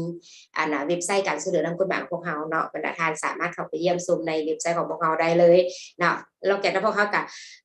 ให้บริการผ่านช่องทางนี้เนาะแล้วก็มีเพจของกระทรวงยุติธรรมพวกเฮาในนานนักก็คือเรื่องการช่วยเหลือด้านกฎหมายของเฮาหั่นเนาะอันนี้แม่นคือนวัตกรรมใหม่ในเรื่องของการโฆษณาหรือว่าเป็นอีกช่องทางนึงที่จะสามารถช่วยให้กับเจ้าเข้าถึงการช่วยเหลือด้านกฎหมายของพวกเฮาเนาะนอกจากนั้นก็ยังมีคู่มือต่างๆเนาะในเรื่องแผนภาพบอกโปสเตอร์อย่างต่างๆเนาะพวกเขาจะได้เฮ็ดเพราะเขาพยายามคือในเรื่องของการโฆษณานี่เฮ็ดทุกๆวิธีการเนาะและอีกไม่ล่าสุดก็คือองค์การเปปซิโกเพิ่นก็ได้โดยภายใต้แผนงานของเชกาที่เพิ่นก็ได้ผลิตเขาเอิ้นว่าผลิตละครการ์ตูนสั้นเนาะในเรื่องของการช่วยเหลือด้านกฎหมายของเขาอันนี้ก็เป็นอีกสื่อนึงที่จะไปสร้างทักษะให้กับผู้ที่จะให้บริการการช่วยเหลือด้านกฎหมายและจะให้ผู้ที่ได้รับการช่วยเหลือด้านกฎหมายเข้าถึงกระบวนการยุติธรรมโดยรู้สิทธิ์ของตนว่าเฮ็ดอันใดได้จังกว่าสิเข้าไปถึงการบริการนี่อันนี้ก็ขอขอบใจหลายๆที่ทางองค์การจัดตั้งสกุลหลายๆองค์การที่เพิ่นให้การสนับสนุนเนาะอันนี้คืออยู่ในปี2022พวกเขาอันนี้คืออันที่พ้นเด่นเนาะก็คือเรื่องของเว็บไซต์ของพวกเขานี่เนาะแล้วก็พวกเขาก็บ่ถึงว่ามีการบริการทั่วประเทศมีผู้บริการทาง2ทางนี่ทั่วประเทศบ่นี่ก็บ่ได้มีแต่เพียงแต่4แขวงเนาะแล้วก็อยู่ศูนย์กลางพวกเฮาที่กระทรวงยุติธรรมพวกเฮาค่ะแต่การบริการมันสามารถการบริการในขอบเขตทั่วประเทศเป็นการเข้าไปขอข้อมูลบ่เบิ่งข้อมูลอย่างต่างๆของการช่วยเหลือผ่านทางนี้ได้เนาะอันนี้เป็นเรื่องของ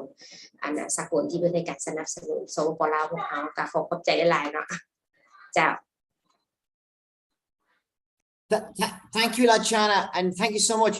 And I thank you also for thanking us, which was not arranged. I promise anyone. I did not ask Lachana to say thank you to UNDP or anyone else. Now, I know there's a question. But Vietpet, I am going to have to ask, you could put it in the chat, or maybe you can hold on because I want to make sure, absolute sure, that we have enough time for our next presenter, Ms. Sui Izar from Myanmar, who's done incredible work and has traveled a long way, and we're really keen to hear from. But I do not want to stop the discussion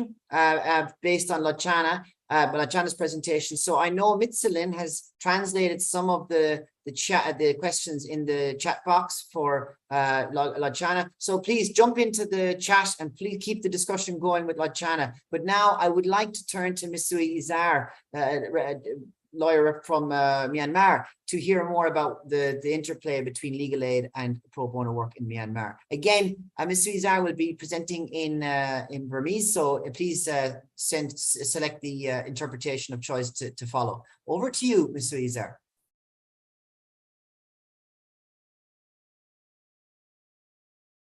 Okay. မင်္ဂလာပါရှင်ဒီနေ့မှာတော့ကျမရဲ့ပေါ့နော်ဒီအတွေ့အကြုံလေးတွေကိုဒီနေ့မှာလာပြီးတော့ဝေမျှချင်ပါတယ်နောက်ပြီးတော့ပေါ့နော်ကျမကတော့ကျမနာမည်ကတော့စုဣဇာပဲဖြစ်ပါတယ်ကျမကဒီပေါ့နော်ဟိုအရင်ကလည်းပေါ့နော်ဒီ legal aid lawyer တယောက်ဖြစ်ခဲ့တယ်ပေါ့နော်ဒီရန်ကုန် Justice Center မှာကျမဒီဆင်းရဲတဲ့သူတွေပေါ့နော်ငွေကြေးမတက်နိုင်တဲ့သူတွေနဲ့ဒီဥပဒေအကူအညီလိုအပ်နေတဲ့သူတွေအတွက်ကျမအခမဲ့ဆောင်ရွက်ပေးတဲ့ရှင်းနေတယောက်ဖြစ်ပါတယ်အခုလက်ရှိမှာတော့ကျမကဒီ labor အလုပ်သမားနဲ့ပတ်သက်တဲ့ပေါ့နော်အလုပ်သမားအခွင့်အရေးနဲ့ပတ်သက်တဲ့ဒီကိစ္စရပ်တွေကိုဒီအလုပ်သမားတွေအတွက်ပေါ့နော်နိုင်လည်ဆောင်ရွက်နေတာဖြစ်ပါတယ်ကျမကတော့ဒီယေဒနာမြတ်တာ organization မှာကျမဒီ supervisor ရာထူးနဲ့ကျမဝင်ပြီးတော့အလုပ်လုပ်နေပါတယ်အခုကျမဒီနေ့ဒီ legal aid နဲ့ pro bono အကြောင်းလေးကိုကျမအရှိမပေါ့နော်ဒီဆွေးနွေးသွားတဲ့အကြောင်းအရာလေးတွေကိုကျမနားထောင်ရင်းနဲ့ကျမလည်းဒီ legal aid နဲ့ pro bono အကြောင်းကျမတို့မြန်မာနိုင်ငံမှာပေါ့နော်လိုမျိုးကျမတို့ရှေ့ဆက်ပြီးတော့သွားနေကြလဲပေါ့နော်အလုံးလုံးနေကြလဲဆိုတဲ့အကြောင်းလေးတွေကျမဒီနေ့ဆွေးနွေးမယ်ပေါ့နော်ကျမတို့ရှိမှာဒီ legal aid ဒီကျမတို့ပေါ့နော်ကျမတို့နိုင်ငံမှာဆိုလို့ရှိရင်လူထောင်ပေါင်းများစွာကပေါ့နော်ဒီဥပဒေအကူအညီကိုဟိုဒီသူတို့ရဲ့နစ်နာမှုတွေအတွက်ပေါ့နော်သူတို့ခက်ခဲနေတဲ့သူတို့တကယ်ပေါ့နော်ဟိုရပိုင်ခွင့်တွေဆုံးရှုံးနေတဲ့အရာတွေအတွက်ပေါ့နော်သူတို့တကယ်ကိုဒီ legal aid အကူအညီတွေကိုသူတို့လိုအပ်နေပါတယ်နောက်တစ်ခုကကြတော့ဒီကာလမှာကျမတို့ကအရန်ကိုကျမတို့နိုင်ငံအတွက်အရေးကြီးတဲ့အချိန်ခါဖြစ်နေတယ်ပေါ့နော်ဖြစ်နေတော့ပို့ပြီးတော့ကျမတို့အတွက်ဒီဥပဒေထောက်ပံ့ကပို့ပြီးတော့လိုအပ်တယ်လို့ကျမမြင်ပါတယ်ကျမတို့ဆိုလို့ရှိရင်ဒီပေါ့နော်ဒီကျမတို့နိုင်ငံရဲ့ဒီဟိုပေါ့နော်ဒီ legal aid နဲ့ pro bono ကိစ္စရပ်တွေမှာဆိုလို့ရှိရင်ကျမတို့နိုင်ငံကဒါတွေကိုပေါ့နော်ကြည်ကြဲပြန့်ပြန့်မမြင်နိုင်သေးတဲ့အရာတွေရှိတယ်ပေါ့နော်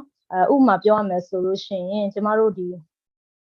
ကျမတို့ဆိုလဲဒီ legal aid ကျမတို့ဒီတရားခံတွေဘက်ကနေပေါ့နော်အလုပ်လုပ်တဲ့အတွက်ကျမတို့ကိုဒါ pro bono lawyer ပဲလို့ကျမတို့ကလည်းပို့သတ်မှတ်လိုက်မယ်ပေါ့နော်သားသူတွေလည်းဒီလိုပဲတချို့ရှင်းနေပြီဆိုလို့ရှိရင်လည်းဒါသူတို့ legal aid လုပ်တယ်ဆိုလို့ရှိရင်ဒါသူတို့လည်းသူတို့ကိုသူတို့ pro bono lawyer လို့သူတို့ခေါ်မှာပဲပေါ့နော်အဲ့လိုမျိုးတွေရှိရပေါ့အဲ့တော့ကျမတို့ကအခုဒီအမှုတွေအမြင်မှာဆိုလို့ရှိရင်လည်းကျမတို့ရဲ့ဒီသူတို့ကျမတို့ကဒီအမှုတစ်ခုကိုလိုက်ပါဆောင်ရွက်ပေးပြီးဆိုလို့ရှိရင်သူတို့ရှိရကျမတို့ကခါချင်းငွေပေါ့နော်လုံးဝမရှိဘဲနဲ့ကျမတို့ကသူတို့အမှုစပြီးတော့ပြဿနာသူတို့ဖြစ်တဲ့ case ကနေစပြီးတော့အဆုံးထိတိုင်ပေါ့နော်ပတ်စံမရှိဘဲနဲ့ကျမတို့အမှုလိုက်ပါအခမဲ့ဆောင်ရွက်ပေးတယ်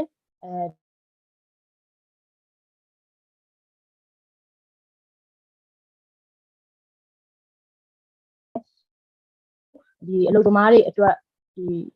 ရက်ွက်တွေမှာပေါ့နော်ဒီကြေးရွာတွေရက်ရွာတွေအထိကိုဒီအလုပ်သမားတွေအတွက်ကျမတို့ကကိုယ်တိုင်ကိုကြဆင်းပြီးတော့ရက်ွက်တွေကွင်းဆင်းပြီးတော့ဒီအလုပ်သမားရဲ့ဥပဒေကိုကျမတို့သူတို့ဆွေးနွေးပဲပေါ့နော်ဒီ legal awareness တွေပေါ့ကျမတို့ဥပဒေဟောပြောပွဲတွေပေါ့နော်ဆောင်ရွက်ပေးတယ်ပြီးလို့ရှိရင်သူတို့ရှီကနေပြီးတော့ဒီဖြစ်ပေါ်လာတဲ့ပြဿနာရက်ကလေးတွေကိုကျမတို့ဘယ်လိုဆောင်ရွက်ပေးမလဲပေါ့နော်ကျမတို့ဒီဥပဒေအရာဘယ်လိုမျိုးသူတို့ကိုကျမတို့အကူအညီတက်နိုင်ဆုံးပေးနိုင်မလဲဆိုတာကိုကျမတို့စဉ်းစားပြီးတော့ကျမတို့လှုပ်ဆောင်ပေးတယ်ပေါ့နော်အဲ့တော့ဟိုဒီမှာပေါ့နော်ကျမတို့ရှေ့မှာလည်းပြောခဲ့တဲ့အကြောင်းအရာတွေမှာလိုမျိုးပေါ့နော်ဒီ legal lawyer ဆိုတာကတော့ကျမတို့ဒီအဖွဲ့အစည်းပေါ့နော်ကျမတို့ဆိုဒီမှာ NGO မှာလုပ်တယ်ဆိုရင်ကျမတို့ဒီနောက်ကအဖွဲ့အစည်းရဲ့ထောက်ပံ့မှုနဲ့ပေါ့နော်လာတာယူပြီးတော့ကျမတို့ကအမှုတွေအတွက်အခမဲ့ဆောင်ရွက်ပေးတာဖြစ်ပြီးတော့ pro bono ကတော့ဒီ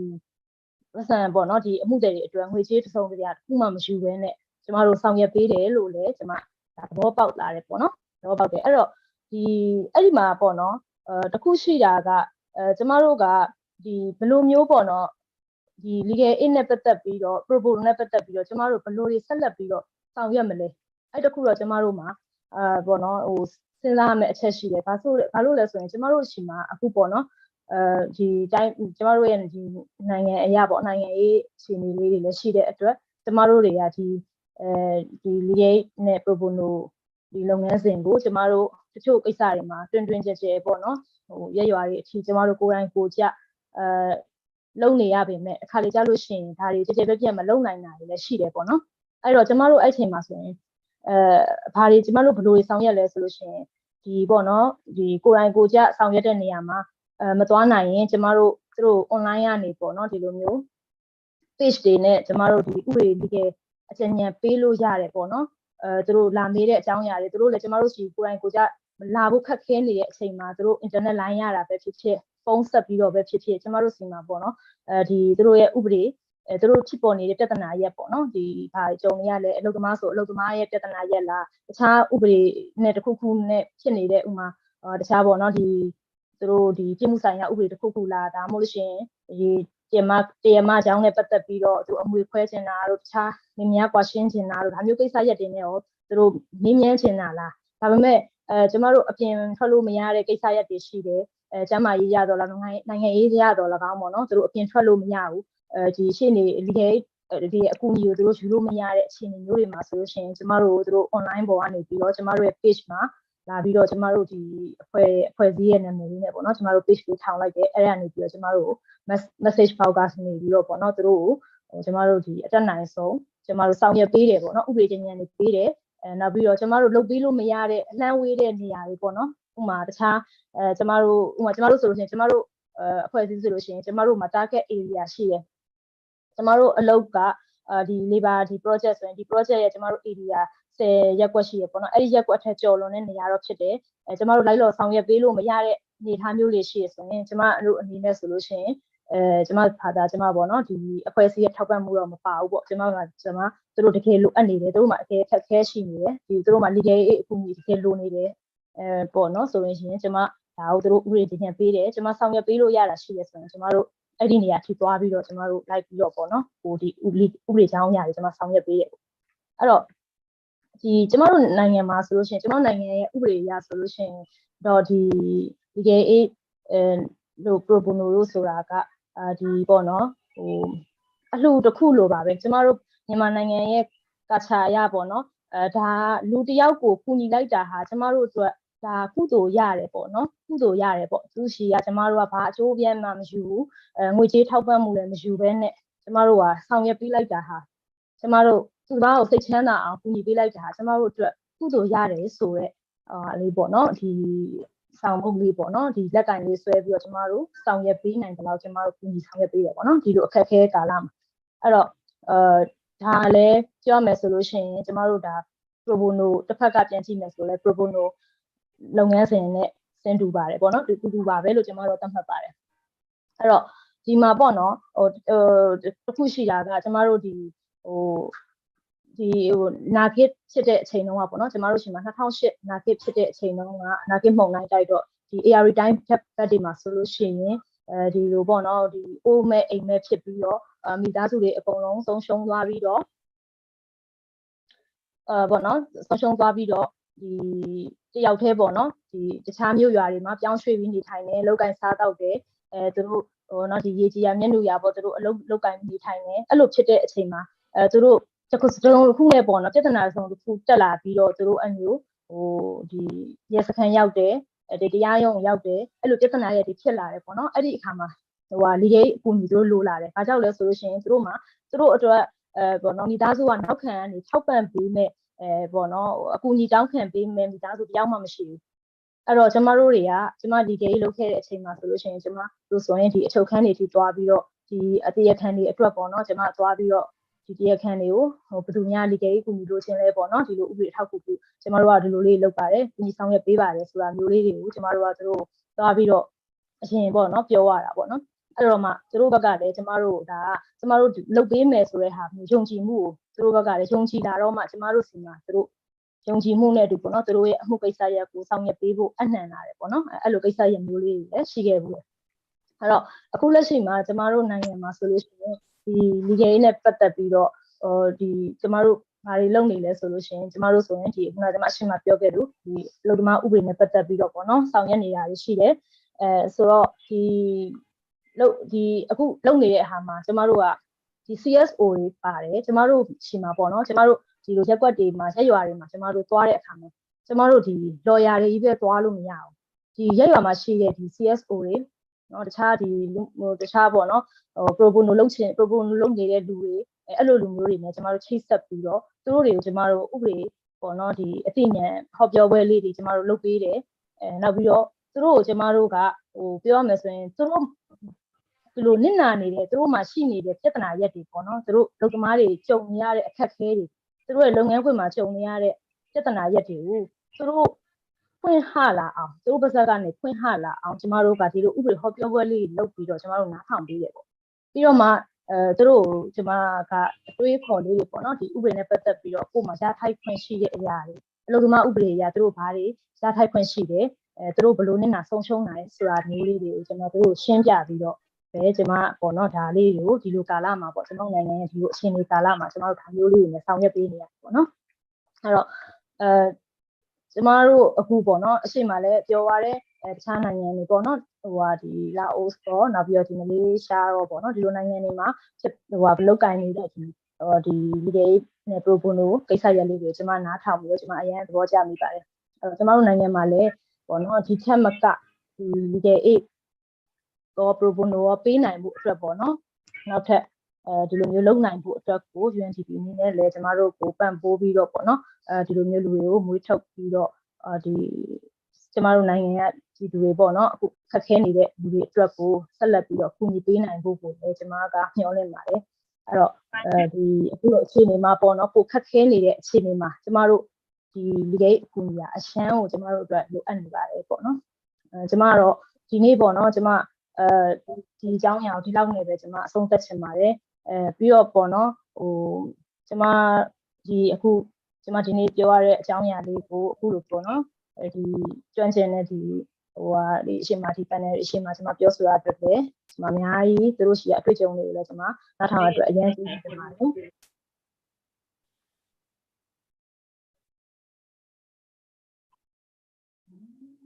Thank you very much, Suzar. That's an incredible overview again in such a short space of time and such an incredibly important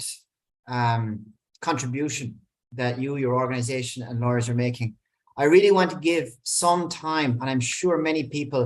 again, will have questions in the chat box, so please keep them coming, any questions in the chat box, and I know Mitzelin is collecting them, and I'm sure there'll be many discussions over dinner tonight and tomorrow. And I will leave some time absolutely towards the end here for Q&A. But Suizar, if I can ask one question just to build on what you have mentioned about the significant challenges that you and other lawyers in Myanmar face in terms of even physically getting to different communities based on the landscape and the distances and the areas in which they live. And also even the linguistic or language barriers between lawyers and the people in the communities they're trying to help. And maybe even, as you mentioned, the example of how certain single cases like a natural disaster was able to showcase a very unfortunate event, but at the same time, lawyers were able to showcase what they could do for a community. And in turn, then this increases the demand for their work, for their assistance. So if you could speak to some of those challenges from the perspective of the users of your services and how they engage with you, how they're aware of your services, how they can connect, considering how remote areas they live in, and how you've been able to overcome some of those challenges. Thank you very much. And if you want me to repeat the question, I can. Thank you.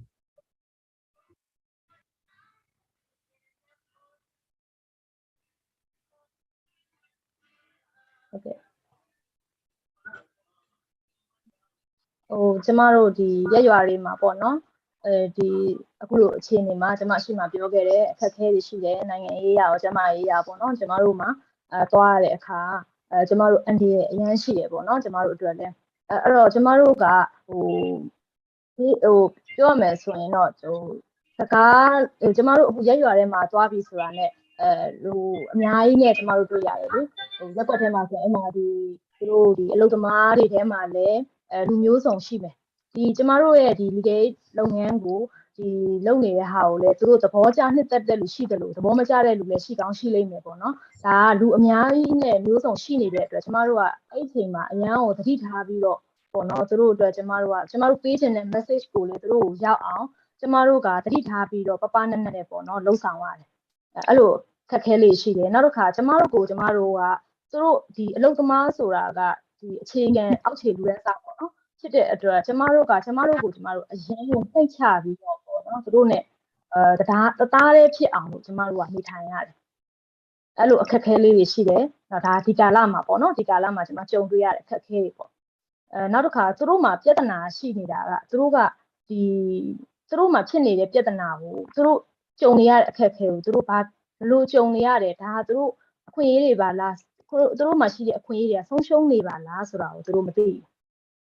အဲ့ဒါတွေကိုကျမတို့ကသူတို့ကိုသိအောင်ကျမတို့ကသူတို့အတွေးခေါ်လေးတွေဒီဥပဒေနဲ့ပတ်သက်တဲ့ thinking ပေါ့နော်ဒီဟာလေးတွေကျမတို့ကသူတို့ကောင်းတဲ့ကိုရောက်အောင်ကျမတို့ထည့်ပေးရမယ်ဆိုတာကိုကျမတို့ကအဓိကအဲ့ဒါလေးကိုကျမတို့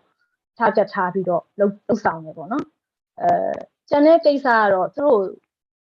တို့ကစိတ်မပါဘဲနဲ့ဒီဟာကြီးကိုသူတို့ယုံကြည်မှုမရှိဘဲနဲ့ကျမတို့လှုပ်ဆောင်ပေးနေတာကိုလည်းယုံကြည်မှုမရှိသလိုဒီဥပဒေသူတို့ရဲ့အလုပ်သမားဥပဒေအလုပ်သမားကိစ္စအလုပ်သမားနဲ့ပတ်သက်တဲ့ဥပဒေပေါ်မှာလည်းသူတို့ယုံကြည်မှုမရှိဘူးသူတို့မလုပ်ချင်ဘူးဆိုရင်ကျမတို့ကဒါကြီးကိုအတင်းကြီးပေါ့နော်သူတို့လာနေရအောင်လုပ်ရမယ်ဒါနဲ့လို့အရန်နဲ့နာနေတယ်လုပ်ရမယ်ဆိုကျမတို့အတင်းဆွဲလို့မရအောင်ဒါပေမဲ့ကျမတို့ဘာလို့ရလဲဆိုရင်သူတို့ကိုကျမတို့ဥပဒေအသိဉာဏ်ပေးလို့ရတယ်သူတို့ဥပဒေအသိဉာဏ်နဲ့သူတို့ကစဉ်းစားတွေးခေါ်ပြီးတော့ငါတို့တကယ်ဒီလိုဖြစ်နေပါလားဒါဆိုရင်ငါတို့ဒီလိုတောင်းဆိုလို့ရပါလားဆိုတာကိုသူတို့သိအောင်မယ်ကျမတို့က thinking လေးထည့်ပေးနေပေါ့အဲ့လိုမျိုးနဲ့ကျမတို့လှုပ်ဆောင်ပါတယ်နောက်မိကုန်းချက်လေးရအောင်ကျမမေ့သွားလို့ချက်လောက်ကျမကိုပြန်ပြောပြပါလား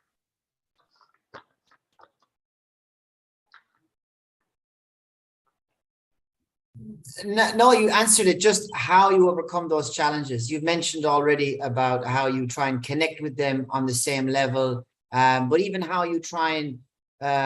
use opportunities to showcase how lawyers can contribute a lot, because for many of these communities, they would not be familiar with what a lawyer is, and they would never be aware of how to contact or reach out to get the assistance of a lawyer, and how you bridge that gap between awareness and the services you're trying to provide.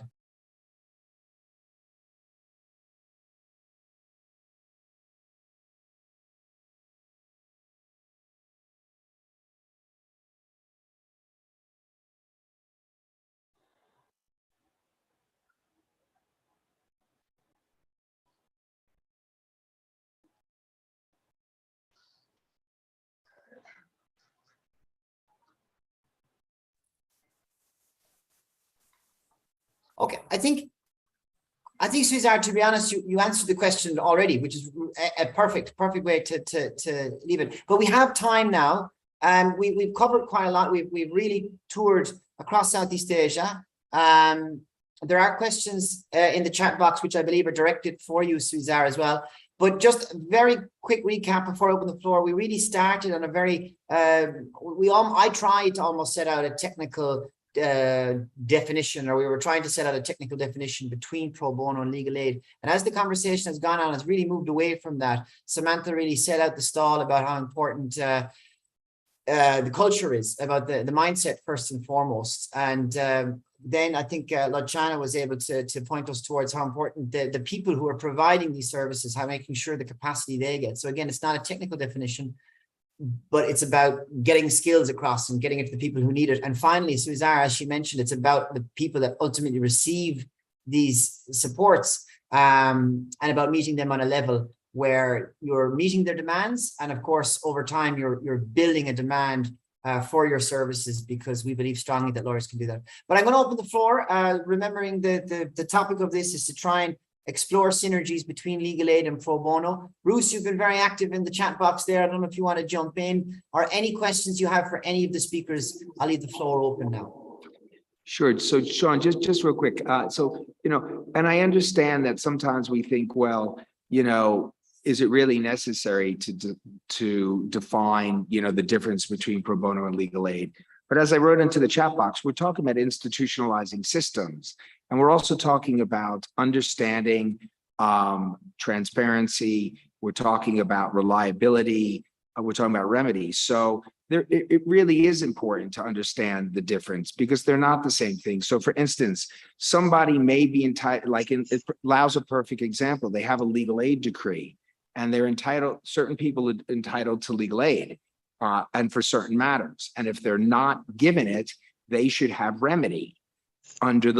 this legal aid decree. But they wouldn't necessarily have remedy if they went into a law firm and said, hey, can I get pro bono services? And the law firm said, I'm not giving it to you. So while you think the client, it may not make a difference to the client, it often can. And when we're talking about institutionalization, this is definitely not just form over substance, this is substance. So I understand what Samantha was saying. In the past, they used legal aid and pro bono interchangeably. That's great that that was the past, but we're all moving forward. And I think it's really important now to positively look for the indicators of what are the differences, but not to show that they're different, to show also how they can work together with a recognizing that they're not the same thing, even if the client is getting the same type of service. And I think that that's, a really important part of what we're doing here. And I think, Shwezar gave a perfect example before. She's paid to provide legal services. People that get the legal services, that's a type of legal aid generally, but then she does all this extra work and she goes to other areas that she's not paid to do and gives it to clients that, Mongolia is a great example where for years, there was all these legal aid systems that provided both civil and criminal legal aid. But then the government took it on, and in a great way, the government took the responsibility. Prior to that, it was not the government. Finally, the government took the responsibility, but they're limited. So the government provides criminal legal aid. But in many of these offices that used to also provide civil legal aid, these criminal legal aid lawyers go into the hallway and provide civil support unofficially. So that's a type of pro bono.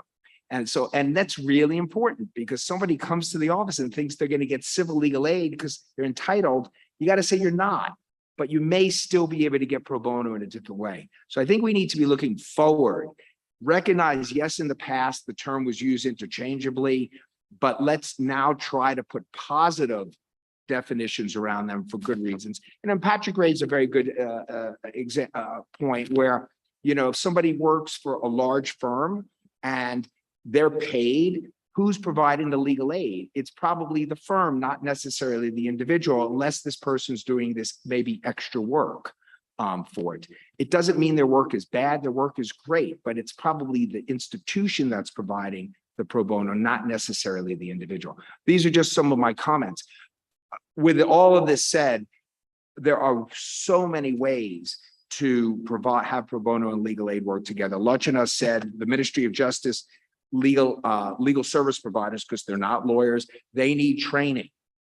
They need capacity building. So let's get legal service providers, including lawyers, allowed to train these people. And that's pro bono supporting legal aid. That's yet another example. So with that, I'll pass this on to other people, but I just wanted to make these points of why this session is so important. And it's not just to, oh, well, let's just have a discussion for a hypothetical reason. Thank you, Bruce. Thank you. Please, again, the floor is open.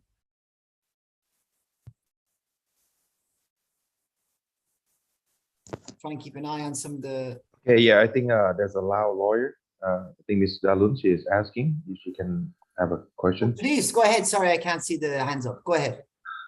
สุดารุณเนาะตอนนี้เจ้าอาณาเห็นได้แชทลงในกลุ่มเนาะว่าอยากมีคำถามเจ้า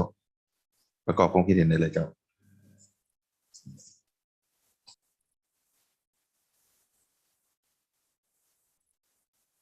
สบายดี ขอเว้าเป็นภาษาลาวเนาะ Please. เจ้าสบายดีทุกท่านวิทยากรแต่ละท่านเจ้าฟังมา2 มื้อนี่ข้าพเจ้าก็รู้สึกว่าขอโทษหลายๆที่ว่าได้ ทางออนไลน์ทางอยู่ในรถของข้าพเจ้าเองเนาะเพราะย้อนเวียกงาน แต่ก็ฟังโอ้โดยข้าพเจ้าอยาก อยากมีคำถามว่า มีวิธี มีวิธีได้บ่ที่จะช่วยเกี่ยวกับประชาชนผู้ทุกข์ยากก็ฮู้อยู่ดอกว่าโครงการของรัฐบาลนี่ดีหลายเนาะที่ว่ามี7ดำรัฐของกระทรวงยุติธรรม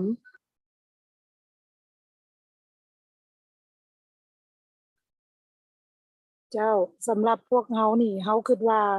มันเป็นความจำเป็นที่สุดที่ว่าต้องการไปช่วยพวกเขา เพราะว่ามาเบิ่งแล้วประชาชนลาวเป็นประชาชนที่ว่าค่อนข้างจะรายได้ต่ำเนาะก็คือท่านนางรจนาเว้ามาแล้วว่าถ้าบ่มีเงินสามารถที่จะไปจ้างทนายได้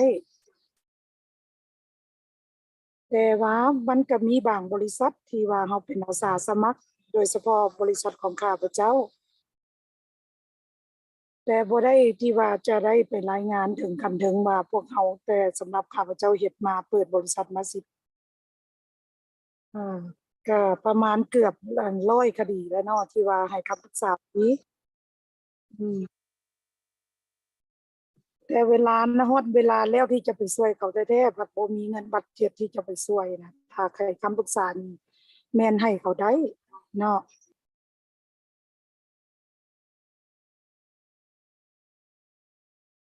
เพราะคดีของเขามันเป็นคดีที่ละเอียดอ่อนเช่นว่าคดีผู้หญิงและเด็กน้อย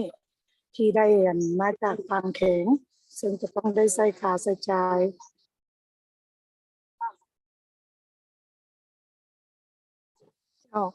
ทำเวลาสิให้ไปยืนเนาะขั้นตอนของในเบื้องรัฐบาลนะสมมุติว่าพวกเขาก็เคยได้ยินว่ามีเงินช่วยเหลือจากโครงการนั่นนี่ที่มาช่วยประเทศลาวแต่ว่าเงินนั่นนะมันคือมีความยุ่งยากในการประสานงานของกอทนายที่จะเข้าไปช่วยเนาะ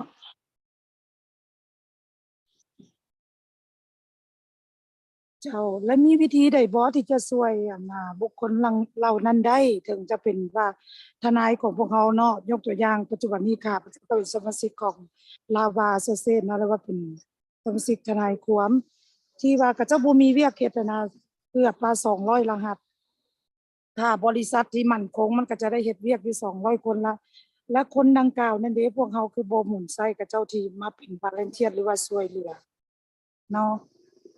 และมีโครงการใดบ่ที่ว่าจะช่วยพวกเขาได้ที่จะได้ไวด่วนที่สุดในการอนุมัติเงินเนาะเว้าเรื่องเงินที่จะไปช่วยเหลือ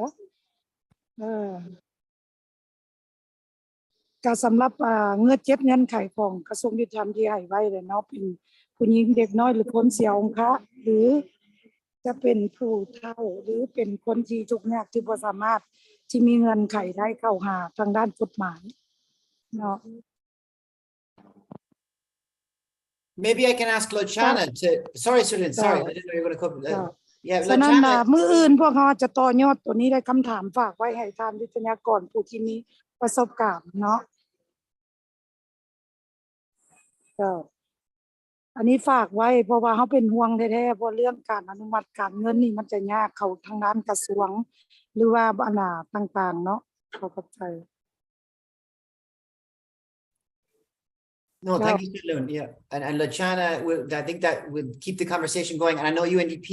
we will hopefully together with development partners be able to support lawyers together with MOJ. And that's something that we all agree we need to focus on more here in LPDR. We just have a few minutes left. I don't want to go over time, but I want to leave one final chance for any final comments or even final questions. Floor open again. Go ahead, Patrick. Yeah, I just wanted to say it's been a great session, and I think a couple of things. First of all, the experience in Malaysia is really inspiring for a lot of other contexts because it was driven by the lawyers, by the Bar Association, out of a pro bono service. So it was a tradition of lawyers to want to do, as I understand it, pro bono work that was then later on recognized by the government when they'd already proven that they would do that work from their professional responsibility and from their heart, and turned into a government-funded legal aid system. So this is a great example, firstly.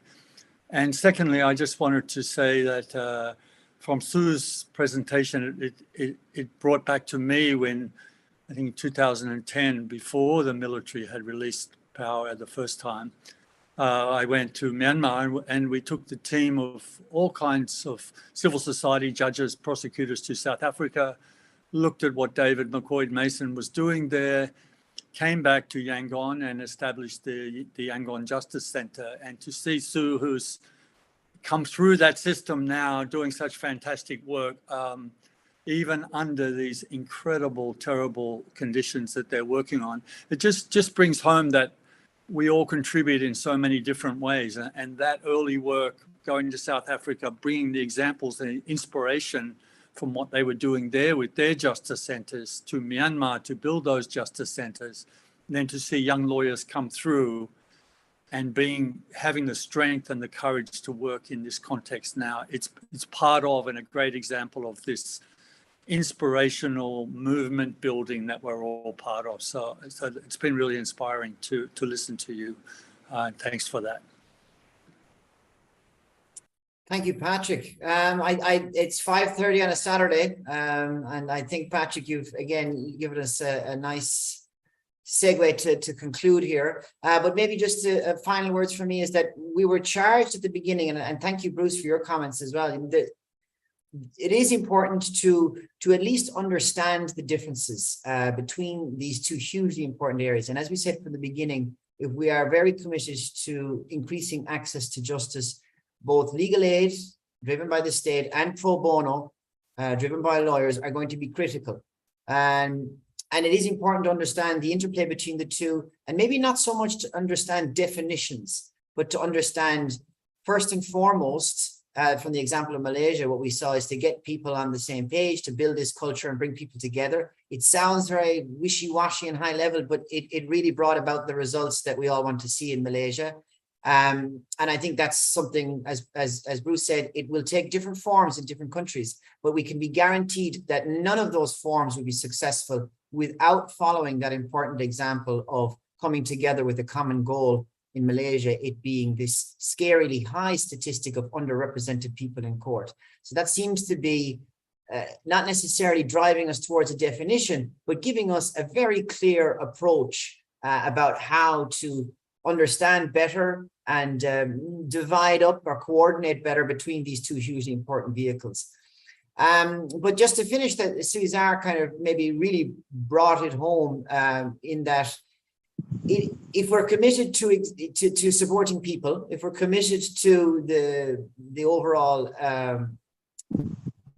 objective here, the common goal, and Eric has highlighted this in his comments as well, we will figure out a way eventually to bring these two areas together. As Bruce said, it's important we understand the distinctions. It's important we understand the interplay between the two of them. But in parallel, we don't have time always to sit around and theorize. We need to keep it in our minds that these are two different areas, and it's important that we can distinguish in our minds between them. But how we do it in each country context seems, coming back both the Myanmar example and in Malaysia, is setting a very clear common objective around what the problems are and bringing the right groups together. And in this case, it's a lot of the bar associations, individual lawyers, and the government, where possible, to drive towards that. And then the distinctions and the different approaches in each jurisdiction become to be a bit clearer. And of course, they'll continue to evolve over time. They'll never be set in stone. And any definition we come up with is going to be ultimately futile as the professions change and they evolve. But the cornerstone is that relationship between both parties, both government and lawyers and associations, that seems to be so crucial and coming together for that common goal. I think that's it from us. We've gone a little bit over time. Bruce, you have to jump in now with some logistics. But before you do, I just want to say a huge thanks to all the speakers. Some had to drop out and jump in, and all the chopping and changing at the last minute, but still provided an excellent overview of what's happening in the country and gave us all really important lessons to answer the question, answer the challenge set to us by Bruce in terms of understanding the interplay between these two and how we can do it better. So huge thank you to all the speakers again, and thanks to all our co-organizers with the Asia Foundation, GIZ, SEGA, as well as Babsicle. And on behalf of UNDP, thank you very much. So Bruce, over to you for the logistics. Great, everyone. So everybody, great. So everybody, let's put up 2 fingers. We're done with day 2. It's good. 2 fingers. Fantastic. Really well. Everybody were like this. So they're going to give you actually a magic word at the end of this session. I think it's going to come up. And if you're looking for a certificate, you need gender equality. There's the magic word. So you need that if you're applying for that certificate. Tomorrow we're going to gather again in the morning. Tomorrow's our last day, at least for the Asia Pro Bono Conference. Then we'll have the Access to Justice Exchange in a few days later. Tomorrow morning, we're starting out with another really important plenary session. And that is a session that we've done for many years and keep building on, which is really, and when we're talking about institutionalizing pro bono and access to justice services and kind of building on what Samantha was saying with the Malaysian bar, which is a beautiful example, is really the Bar Association's role in supporting pro bono as a means to help institutionalize it. So it's going to be a great session tomorrow. The people presenting are amazing. It's an honor to have worked alongside them. So I strongly suggest that as many of you possible be a part of that session. I'm sure you can add into it with your experiences and there'll be great takeaways. And then, as you know, the day will continue out with a number of really beautiful sessions. We'll have the closing tomorrow, and then we can talk about food for some of you who may be on your tourist trip to Laos later. So with everyone, I want to say thanks. And again, really, this was another great session. Yesterday, we closed and we talked about collective collaborations. And this session on the pro bono and legal aid was another beautiful example of collectively collaborating by having organizations come together in so many ways. And it has taken months to plan this session with all of us coming together. And it was a real pleasure and honor to be a part of it. So thank you all. And I look forward to seeing people. Day 2 done, day 3 tomorrow, everyone. And we'll see you there. Okay. Good night for everyone. Bye. Thank you. Tomorrow. Thank you.